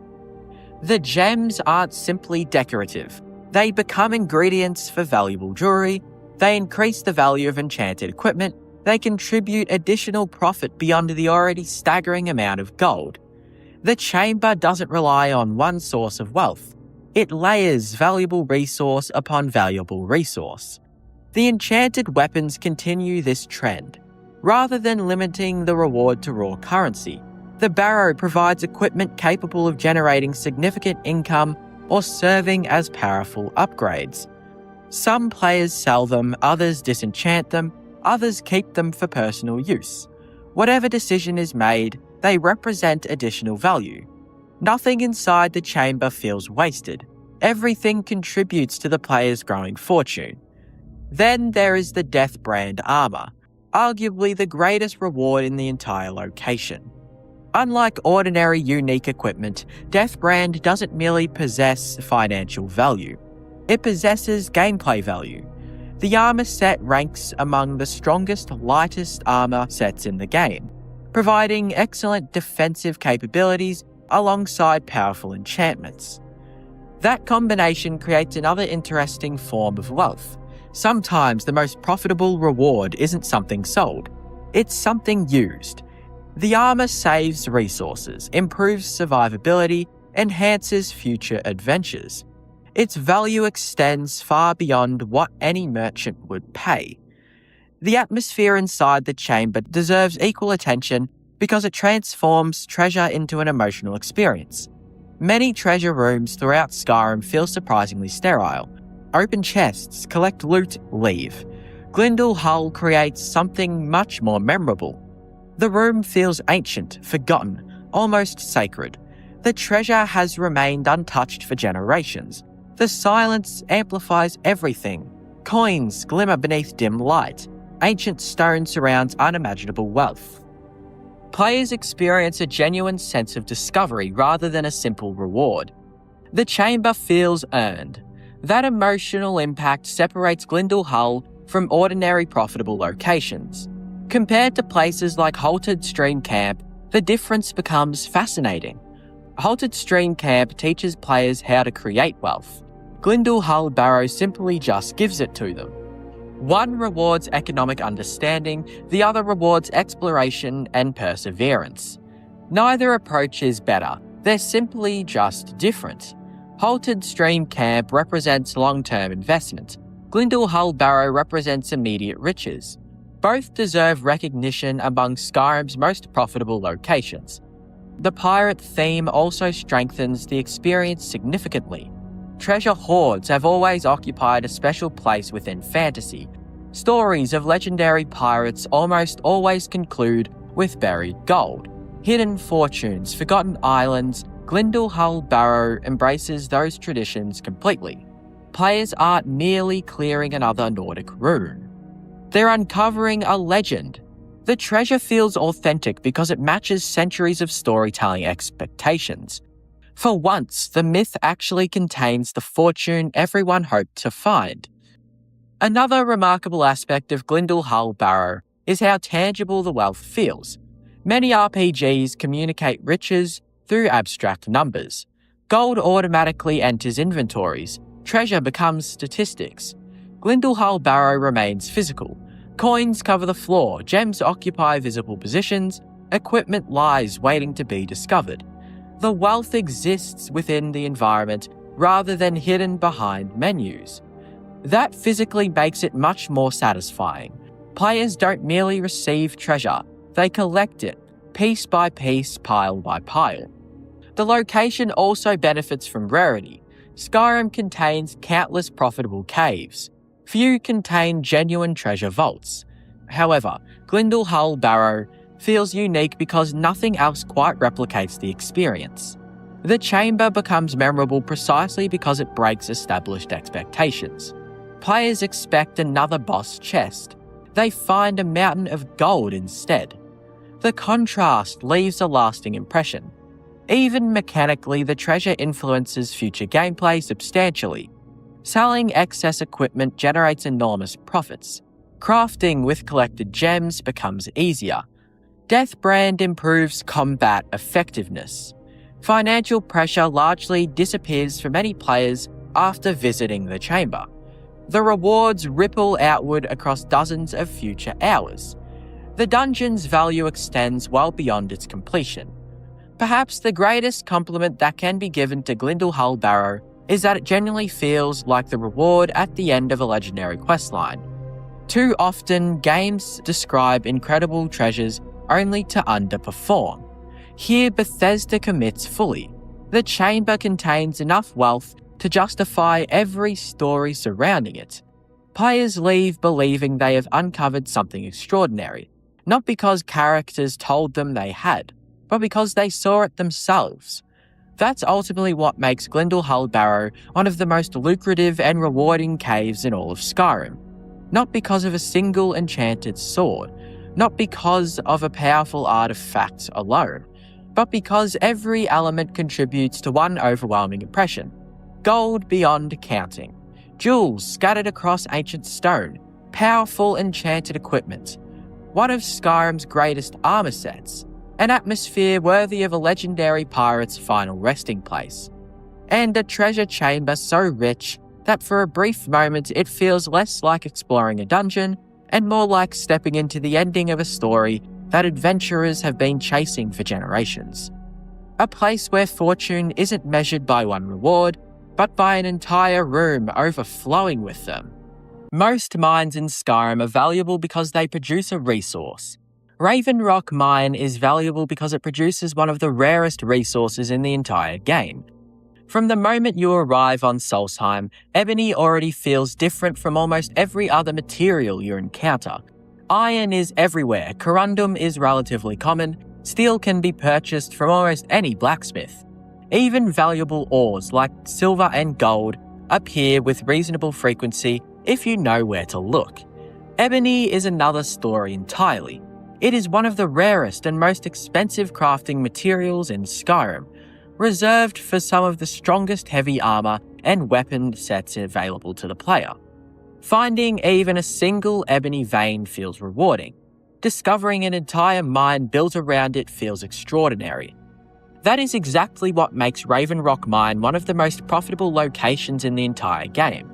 Hidden beneath the settlement of Raven Rock on Solstheim, the mine contains the second largest guaranteed source of ebony ore in Skyrim. Every vein represents enormous value, whether you intend to forge legendary equipment or simply sell the refined ingots for thousands of gold. Combined with the rare treasures hidden throughout its tunnels and the role it plays within Raven Rock itself, this isn't simply another mining operation. It is one of the greatest concentrations of wealth buried beneath the province. Unlike many profitable locations, Raven Rock Mine doesn't immediately advertise its importance. There are no enormous treasure piles, no legendary pirate hoards, no golden chambers overflowing with coins. Instead, its wealth is hidden inside the rock itself. That subtle presentation actually makes the mine feel more believable when you get a good look at it. Real mining operations rarely appear glamorous. Their value exists beneath the surface. Every tunnel carved into the earth represents years of labour undertaken for one reason alone: to reach the ebony. That gives Raven Rock Mine an atmosphere unlike almost any other mine in Skyrim. It feels purposeful. Every wooden support, every mining cart, every pickaxe resting against the wall Everything reminds you that people came here searching for one of Tamriel's most valuable materials. Ebony has always occupied a unique place within the Elder Scrolls universe. It isn't merely another metal, it carries prestige, legend, power. Historically, ebony has been associated with exceptional craftsmanship, legendary weapons, and elite warriors. Equipment forged from ebony represents a significant step above ordinary arms and armor. That reputation naturally extends to the ore itself. Each vein immediately feels valuable because players understand what it eventually becomes. Not just money, power. Some of Skyrim's finest heavy armor, some of its strongest weapons. Resources capable of carrying players throughout the game's most difficult encounters. Unlike ordinary treasure that simply becomes gold after being sold, ebony offers choice. You can sell it, craft with it, improve your equipment, or save it for later. Every option possesses considerable value. The sheer number of ebony veins inside Raven Rock Mine is what truly elevates it above most other resource locations. Finding one or two veins elsewhere already feels rewarding. Here, players encounter one rich deposit after another. The mine continues producing value throughout the entire journey. Every corner promises another opportunity. Every tunnel feels worthwhile. The experience becomes surprisingly addictive. Players instinctively begin calculating future profits. How many ingots will this produce? How many weapons could I forge? How much gold would all of this be worth? The mine quietly encourages long-term thinking. Its rewards extend well beyond the moment of collection. Refining the ore only increases that value further. Raw ebony ore already commands respectable prices, but smelting it into ebony ingots unlocks entirely new possibilities. Smithing becomes dramatically more profitable. High-level weapons sell for enormous amounts of gold. Armor pieces become some of the most valuable items players can create through ordinary crafting. Few resources in Skyrim scale as effectively with investment. The better your smithing becomes, the more valuable Raven Rock Mine becomes alongside it. That relationship makes the location relevant throughout an entire playthrough. Even high-level characters continue benefiting from its resources. Compared to locations like Halted Stream Camp, Raven Rock Mine represents a different kind of profitability. Halted Stream Camp teaches players how to multiply wealth through clever mechanics. Raven Rock Mine simply provides extraordinary raw materials. One rewards economic creativity, the other rewards craftsmanship. Both creates fortunes, but they simply just reach that goal differently. The atmosphere inside the mine also deserves attention because it reinforces the importance of what lies underground. Unlike abandoned mines reclaimed by monsters for centuries, Raven Rock Mine still feels connected to the living settlement above. There is purpose here, industry, people continue working. The mine remains economically relevant. Its tunnels don't feel forgotten, they feel essential. That connection gives every ore vein additional significance. You're not merely taking resources from an abandoned location. You're participating in the lifeblood of Raven Rock itself. The mine helps sustain the settlement. Its success influences everyone living above. That economic relationship strengthens immersion considerably. Of course, the mine isn't simply valuable because of ebony. Exploration rewards attentive players with a variety of rare and valuable items hidden throughout its passages. Depending on where players search, they can uncover precious gems, enchanted equipment, skill books, unique crafting materials, and other high-value loot that significantly increases the mine's overall profitability. These discoveries create an enjoyable rhythm. Mine an ebony vein, discover a gemstone, defeat an enemy, find an enchanted weapon. Every section contributes something worthwhile. The experience never feels repetitive because wealth arrives from multiple directions simultaneously. One of the mine's most famous secrets further elevates its status among treasure hunters. The hidden Blackguard's equipment. During the Dragonborn expansion, Players can obtain pieces of the unique Blackguard armor through Glover Mallory's basement after progressing appropriately through the questline. While technically connected to Raven Rock rather than the mine's deepest tunnels, its proximity reinforces the area's incredible concentration of valuable rewards. The Blackguard set offers exceptional enchantments for thieves, improving lockpicking, pickpocketing, carrying capacity, and prices with merchants. Financially, few armor sets complement the mine better. The location gives players valuable resources. The armor helps profit even more from selling them. Together, they create a remarkably effective economic combination. The mine also feels dangerous in an understated way. Ebony carries enormous value, and valuable resources often attract conflict. Players understand instinctively that places containing such riches rarely remain peaceful forever. Even when the tunnels themselves appear relatively calm compared to Falmer-infested caves or Dragger crypts, there remains an underlying sense that every vein matters. Every deposit is worth protecting, worth fighting over. That tension subtly influences exploration. You don't rush through Raven Rock Mine, you pay attention, because overlooking even a single ebony vein feels like leaving money behind. Compared to Glindle Hull Barrow, another immensely profitable Dragonborn location, the contrast becomes fascinating.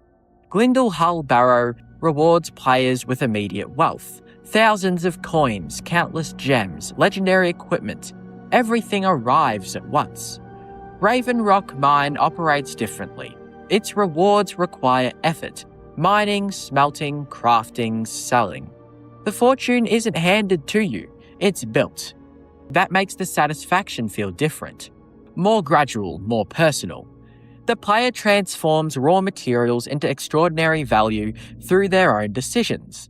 Another reason Raven Rock Mine remains so profitable is its repeatability. Ore veins eventually replenish after sufficient in-game time.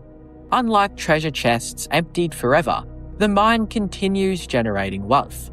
That longevity matters enormously. Many profitable locations produce one exceptional payout. Raven Rock Mine continues paying dividends.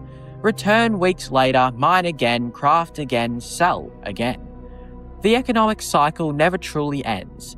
Few locations offer such reliable long-term income.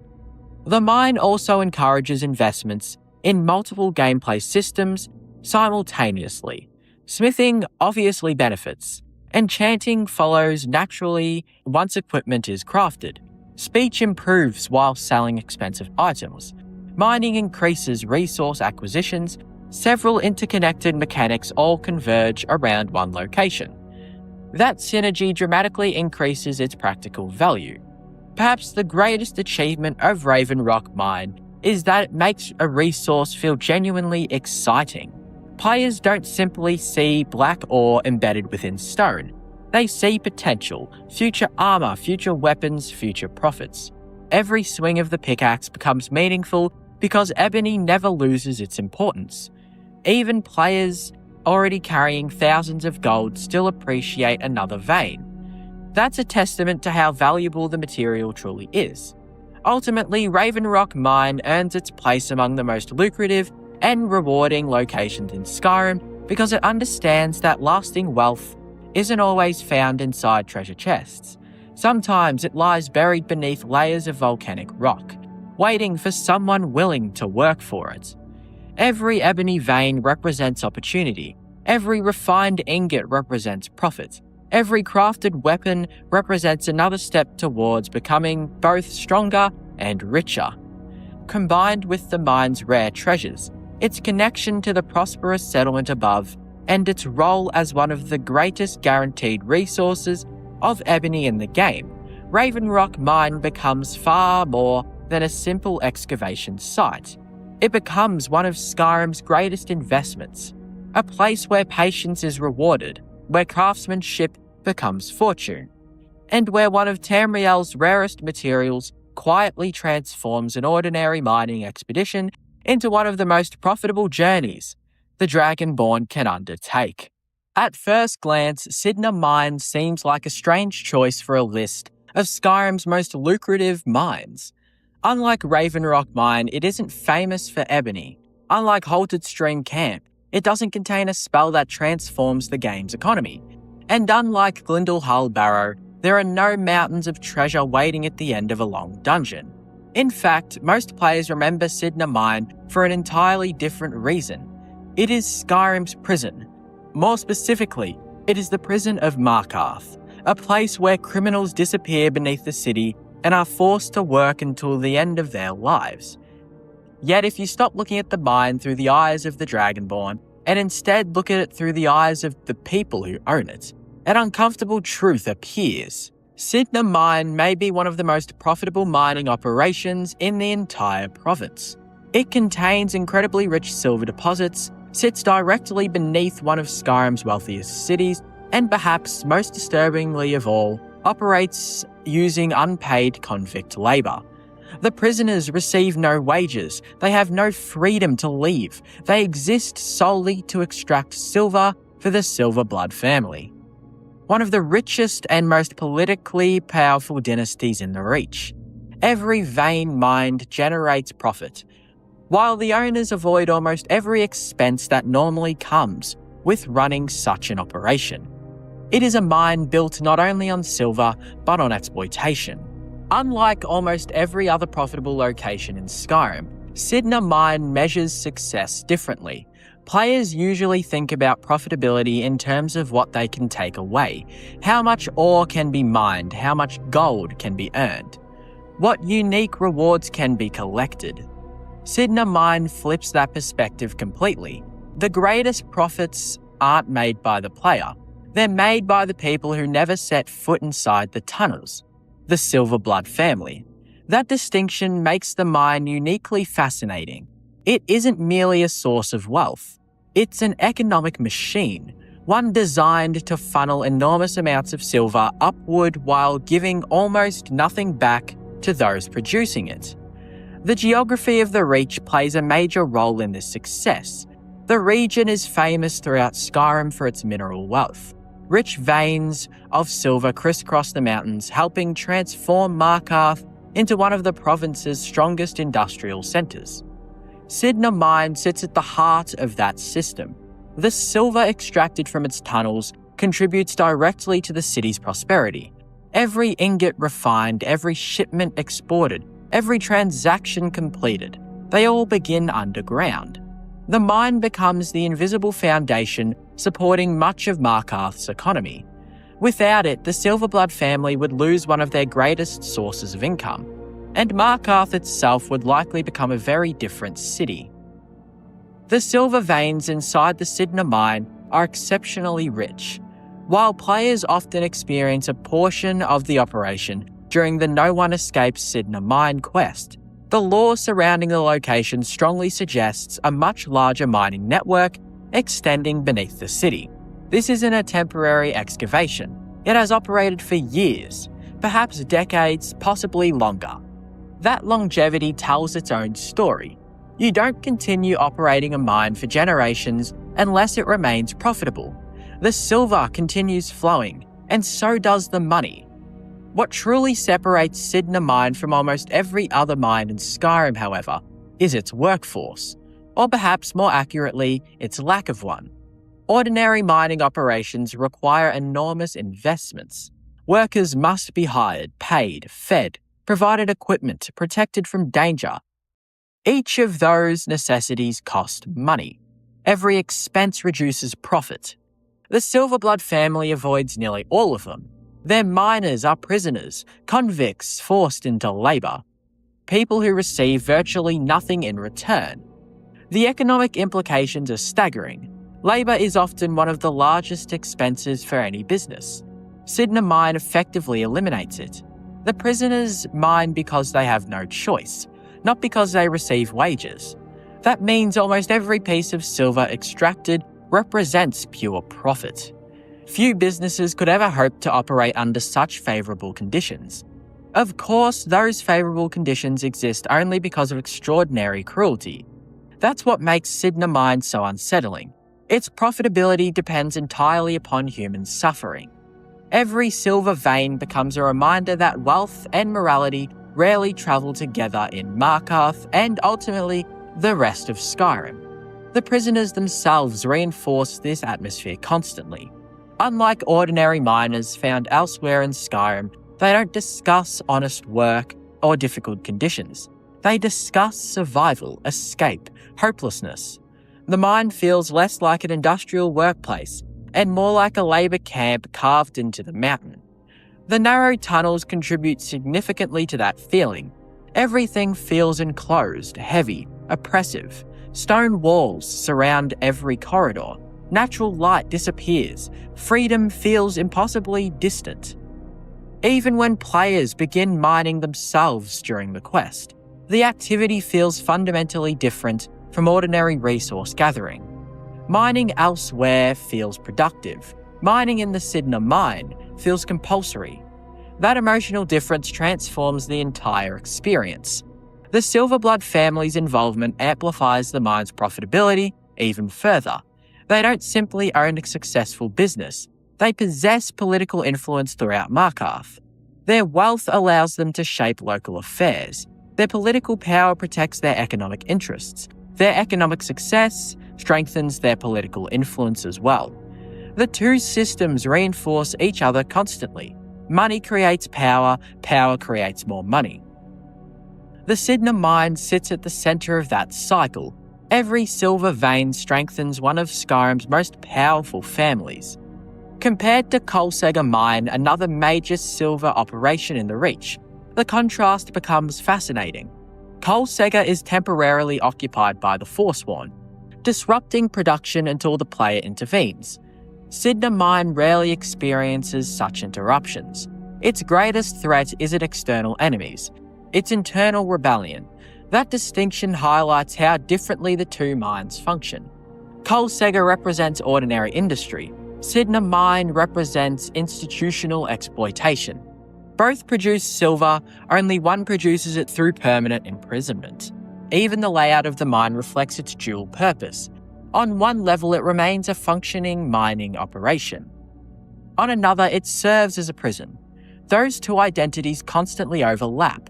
Mining tunnels become prison corridors. Ore veins exist alongside sleeping quarters. Tools become symbols of captivity. Everything serves both industrial and penal functions simultaneously. Very few locations in Skyrim combine gameplay mechanics and storytelling so effectively. The mine never lets players forget where they are, or why everyone else is trapped. From a purely economic perspective, the Silverblood family's business model is terrifyingly efficient. No wages, minimal infrastructure expansion, constant access to labour, rich natural resources, political protection, strong market demand for silver. From an economic perspective, the Silverblood family's business model is terrifyingly efficient. No wages, minimal infrastructure expansion, constant access to labour, rich natural resources, political protection, strong market demand for silver. Almost every factor favours profitability. It's difficult to imagine another mining operation in Skyrim generating comparable returns. The numbers themselves remain hidden from players, but the implications are obvious. The family became enormously wealthy for a reason. Sidna Mine largely explains how. The player experiences this system directly during the No One Escapes quest. Few quests in Skyrim force players to understand a location from the inside quite like this one. You don't merely visit the mine, you become part of it. You wear the prisoner's clothes, you surrender your equipment, you experience the same confinement everyone else faces. For a brief time, the mine stops being scenery and it becomes your world. That perspective changes everything. The silver veins no longer represent opportunity, they represent control. The mine's atmosphere deserves special attention because it feels profitable without feeling prosperous. Those two ideas aren't the same.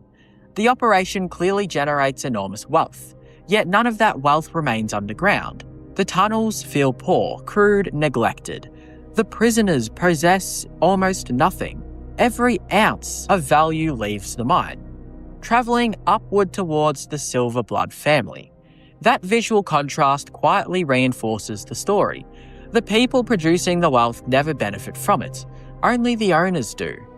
Perhaps that's the most disturbing aspect of the Sidna mine. Its success depends upon maintaining that imbalance indefinitely. The mine also invites broader questions about Skyrim itself. Players often think of wealth as something earned through heroism, exploration, or craftsmanship. Sidna Mine presents another possibility. Sometimes fortunes are built through exploitation, through political influence, through systems that reward cruelty rather than hard work. The Silverblood family doesn't become rich because they mine silver personally. They become rich because others are forced to do it for them. That uncomfortable reality makes the mine memorable long after players leave. Ultimately, Sidna Mine earns its place among the most lucrative and rewarding mines in Skyrim, not because it makes the Dragonborn wealthy, but because it demonstrates how extraordinary wealth can be generated within the world itself. Rich silver veins, strategic ownerships, political protection, and endless supply of unpaid labour. Every element contributes to an operation that produces staggering profits for the people at the top while offering almost nothing to those below. It is one of the richest mining operations in the province, and one of the darkest, and perhaps the clearest reminder that in Skyrim, the most profitable places are not always built upon honest work. Sometimes they're built upon chains hidden beneath the streets of a city that proudly calls itself prosperous. From the outside, Pine Watch is one of the least suspicious places in all of Skyrim. Nestled peacefully within the forests west of Falkreath, it appears to be nothing more than a quiet farmhouse sitting alone among the trees. Smoke rises gently from the chimney, crops grow nearby, and the surrounding landscape feels calm compared to the war-torn forts and monster-infested caves scattered throughout the province. If anything, Pine Watch gives the impression of being somewhere you would stop to rest rather than something worth exploring. Most players who discover it for the first time probably expect a small house, a friendly resident, and perhaps a few supplies before moving on. But that ordinary appearance hides one of Skyrim's most rewarding secrets. Beneath the farmhouse lies an enormous underground bandit sanctuary, complete with hidden passages, elaborate traps, valuable loot, powerful enemies, and a secret treasure vault waiting at the very end. Pine Watch doesn't simply reward curiosity, it practically weaponizes it. Players who take their time to investigate what appears to be an insignificant home are rewarded with one of the most profitable dungeon experiences in the game, making it a location where wealth isn't immediately visible, but carefully concealed beneath the surface. What makes Pine Watch so memorable is the contrast between expectation and reality. Most lucrative locations in Skyrim advertise themselves. Ancient Nordic ruins look ancient. Dwemer cities look enormous. Mines are clearly mines. Treasure caves usually appear dangerous from the outside. Pine Watch does none of that. It deliberately looks unimportant. The farmhouse almost encourages players to lower their guard. Nothing about it suggests that an entire criminal operation exists directly beneath the floorboards. That deception immediately makes the location feel unique. It rewards observation rather than simply following map markers. Eventually, attentive players notice something unusual, a hidden entrance, a concealed passage. Suddenly, the ordinary farmhouse transforms into something entirely different. That moment of discovery is one of Pine Watch's greatest strengths. The location doesn't reveal its wealth immediately. It asks you to earn the discovery first. Descending into the sanctuary feels like crossing into another world. The peaceful atmosphere above ground disappears almost instantly, replaced by narrow tunnels, hidden chambers, flickering torchlight, and the unmistakable signs of an organised bandit operation. The transition is remarkably effective. One moment you're standing inside a modest farmhouse. The next, you're navigating an underground complex far larger than the building above could ever suggest. It creates an almost unsettling feeling, as though you've stumbled into a secret that was never meant to be found. That hidden nature adds tremendous value to every reward. Treasure always feels more satisfying when it has been concealed well. The sanctuary itself is packed with enemies, but unlike many bandit hideouts, Pine Watch feels surprisingly structured. It isn't simply a collection of random caves occupied by outlaws. It resembles a functioning headquarters, living quarters, storage rooms, defensive positions, supply caches. Everything suggests long-term occupation. The bandits aren't merely hiding here, they're operating here. That organisation reinforces the idea that considerable wealth has accumulated beneath the farmhouse over time. Successful criminals tend to collect valuable things. Pine Watch proves exactly that. One of the defining features of the sanctuary is its use of traps. Rather than relying solely on enemies to defend their hideout, the bandits have filled many sections with mechanical hazards designed to punish careless exploration. Tripwires, pressure plates, swinging logs, hidden dangers appear throughout the complex. These traps serve two important purposes. They increase the challenge, and they protect the wealth hidden deeper inside. The further players progress, the more it feels as though the sanctuary itself is testing whether they deserve to reach the final vault. That gradual escalation creates satisfying momentum. Every obstacle overcome makes the eventual rewards feel increasingly earned. The loot scattered throughout the sanctuary is impressive even before reaching the final chamber. Valuable weapons, armor, lockboxes, gems, gold, crafting materials, and some enchanted gear appear regularly during exploration. Unlike many dungeons where wealth is concentrated almost entirely inside the final chest, Pine Watch rewards players consistently. Every room offers something worthwhile. Every defeated bandit contributes additional resources. The dungeon maintains a steady rhythm of reward from beginning to end. That consistency keeps exploration engaging. Players never feel like they're simply rushing towards one final prize. Instead, the entire sanctuary becomes profitable. Of course, everything ultimately builds towards Pine Watch's greatest reward, the hidden treasure vault. This chamber perfectly captures what makes the location so lucrative. Rather than discovering one ordinary chest, players uncover an entire collection of accumulated wealth: gold, jewelry, rare equipment, expensive items collected over countless successful robberies. The vault feels believable because it reflects the bandit's profession. If a criminal organisation operated successfully for years, this is exactly what their treasury might look like. The wealth feels earned, from the world's perspective as well. These aren't random rewards placed there for the player. They're stolen fortunes finally being reclaimed. That narrative context makes collecting everything even more satisfying. Compared to the Barrow, another treasure-heavy location, Pine Watch offers a fascinating contrast. Glindon Hull rewards players with ancient pirate treasure untouched for generations. Pine Watch rewards players with recently stolen wealth hidden by active criminals. One feels legendary, the other feels immediate. Both create extraordinary profits, but they do so completely through different stories. The Sanctuary also becomes an excellent location for developing player skills. Lock-picking opportunities appear frequently throughout the dungeon, encouraging players to improve one of Skyrim's most consistently useful abilities. Hidden containers reward careful searching. Locked doors hide additional treasure. Every successful lock contributes both experience and profit. The peaceful exterior no longer feels innocent. Instead, players immediately recognize the deception.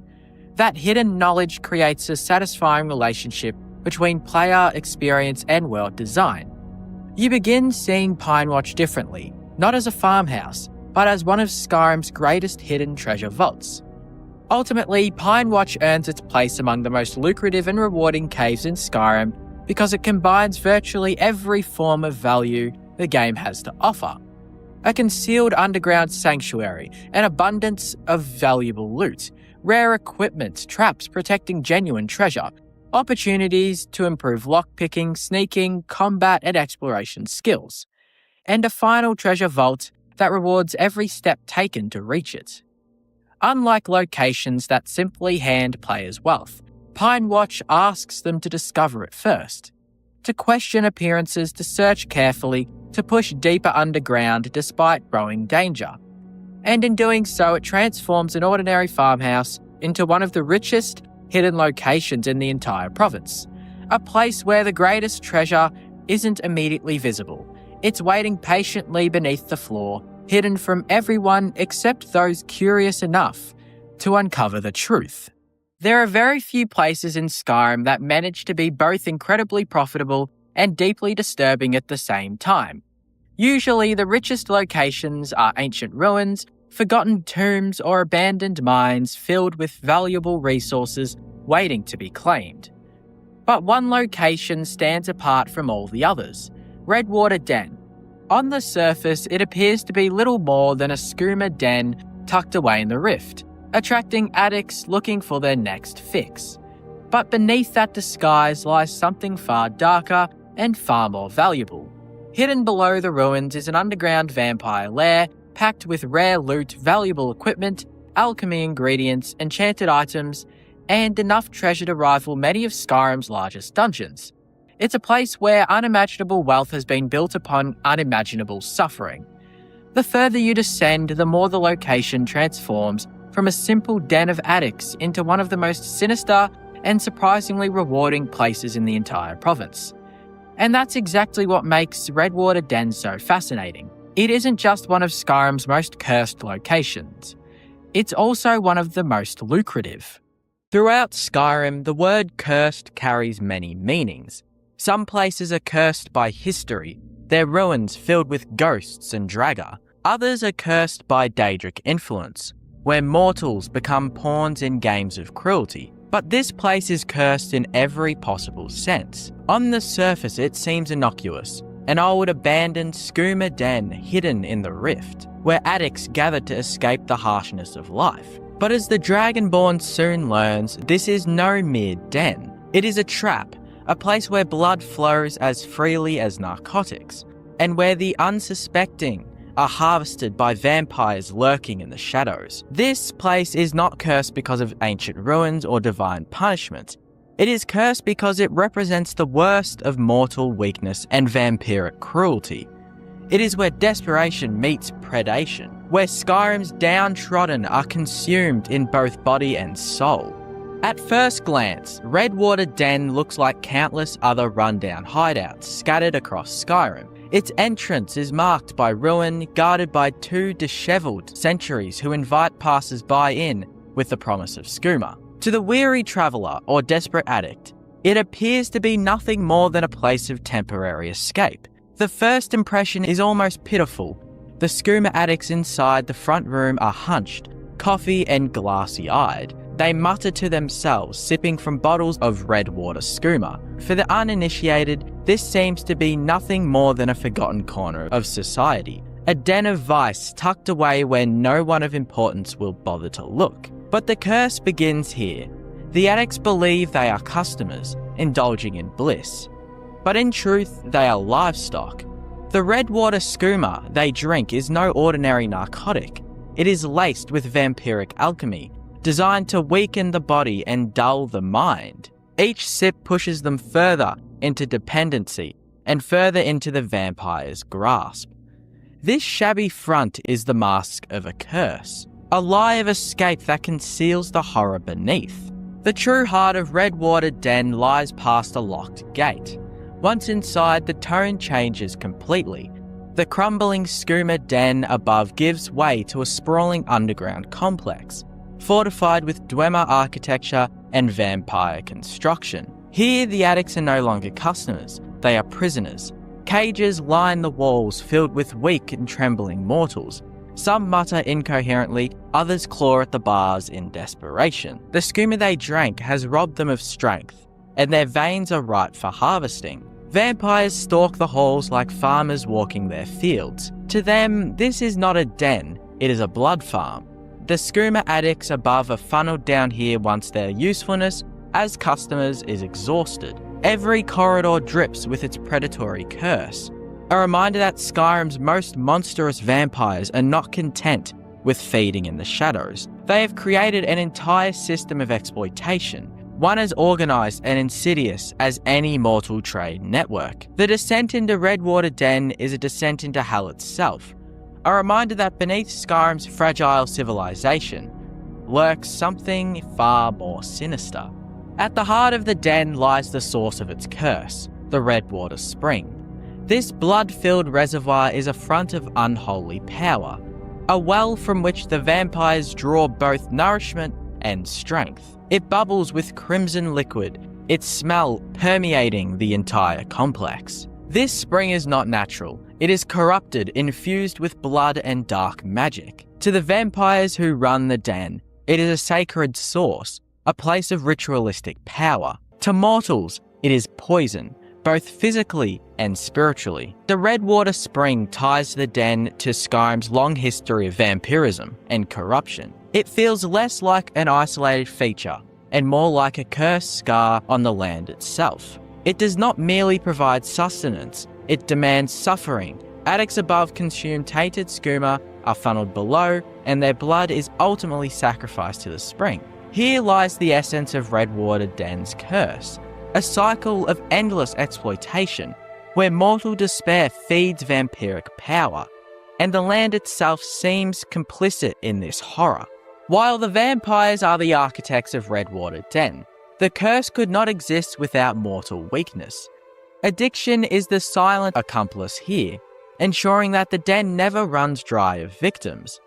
Skooma, long banned in Skyrim, is nonetheless consumed by the desperate, the broken, and the hopeless. For many, Redwater skooma represents the only escape from pain, poverty, or despair, yet the very thing they consume to numb their suffering ensures their enslavement. The curse of Redwater Den is therefore twofold: the curse of external predation and the curse of internal weakness.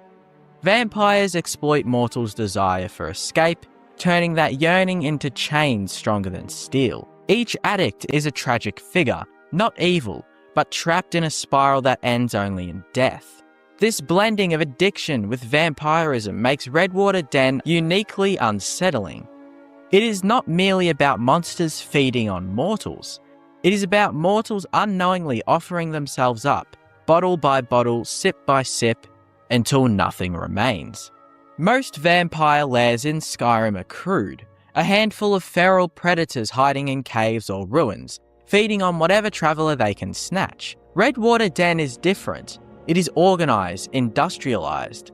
The vampires here have built an economy around suffering. They brew and distribute Redwater skooma, lure addicts, imprison them, and drain them for blood. The system is sustainable, efficient, and horrifyingly pragmatic. It is vampirism transformed into a business. This industrial nature of Redwater Den makes it cursed not just in a supernatural sense, but in a societal one as well.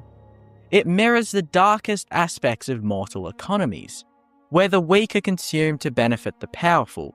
The vampires have simply taken it to the most literal and grotesque extreme. Walking through Redwater Den is unsettling not because it is chaotic, but because it is organised. The cages, the guards, the spring, all of it runs like a machine built on the suffering of Skyrim's most vulnerable. One of the most haunting aspects of Redwater Den is the silence of its victims. The addicts mutter, but they do not resist. The prisoners beg faintly, but their voices are weak. There are no riots, no desperate escapes, only submission. This silence is part of the curse as well. It shows how completely the vampires have broken their prey. By the time mortals reach the cages, they are too far gone to fight. Their spirits are extinguished, leaving only husks, waiting to be drained. This silence is worse than screams. It lingers with the player, making Redwater Den feel more tragic than any bandit hideout or vampire lair. The enemies here are not just the predators. It is the despair of those already consumed. Redwater Den's location is no accident. The Rift, with its forests and valleys, is also the centre of Skyrim's corruption. Riften itself is ruled by Maven Blackbriar, a woman whose wealth is built on exploitation and crime. The Thieves' Guild fester in its sewers. Skooma smugglers haunt its outskirts. Redwater Den is therefore the natural extension of the Rift's character. It is the province's corruption distilled into one cursed place. Redwater Den is more than a dungeon. It is a mirror of the darkest truths about Skyrim, the weakness of mortals, the cruelty of predators, and the failure of society to protect its own. It is a place that thrives on suffering, where the walls themselves seem to whisper of despair. Its curse is not one that can be lifted by slaying a single vampire or looting a single chest. It is a curse woven into the fabric of Skyrim itself, into the endless cycle of addiction, exploitation, and silence. The most sinister place in Skyrim is not a forgotten ruin or a Daedric shrine. It is Redwater Den, where every bottle of skooma is a chain, every addict is a victim, and every shadow a predator waiting to strike. What makes a place truly profitable in Skyrim isn't simply the amount of gold waiting at the end of a dungeon. It's how much value the location continues to provide long after you've left. Some places reward you with rare resources that can be crafted into legendary equipment. Others completely change the way you earn money for the rest of your playthrough. And some simply overwhelm you with so much treasure that you'll be sorting through your inventory for the next hour. But perhaps the most interesting thing is that these locations all reward different kind of players. Explorers uncover hidden vaults, smiths find rare ores, treasure hunters chase legendary fortunes, and those willing to look beneath the surface often walk away far richer than those who simply follow the main roads. In a province filled with thousands of caves, mines, and forgotten ruins, there are places where every step underground feels worthwhile. Because sometimes the greatest rewards in Skyrim aren't found at the end of the story. They're hidden beneath the mountain, waiting for someone curious enough to claim them.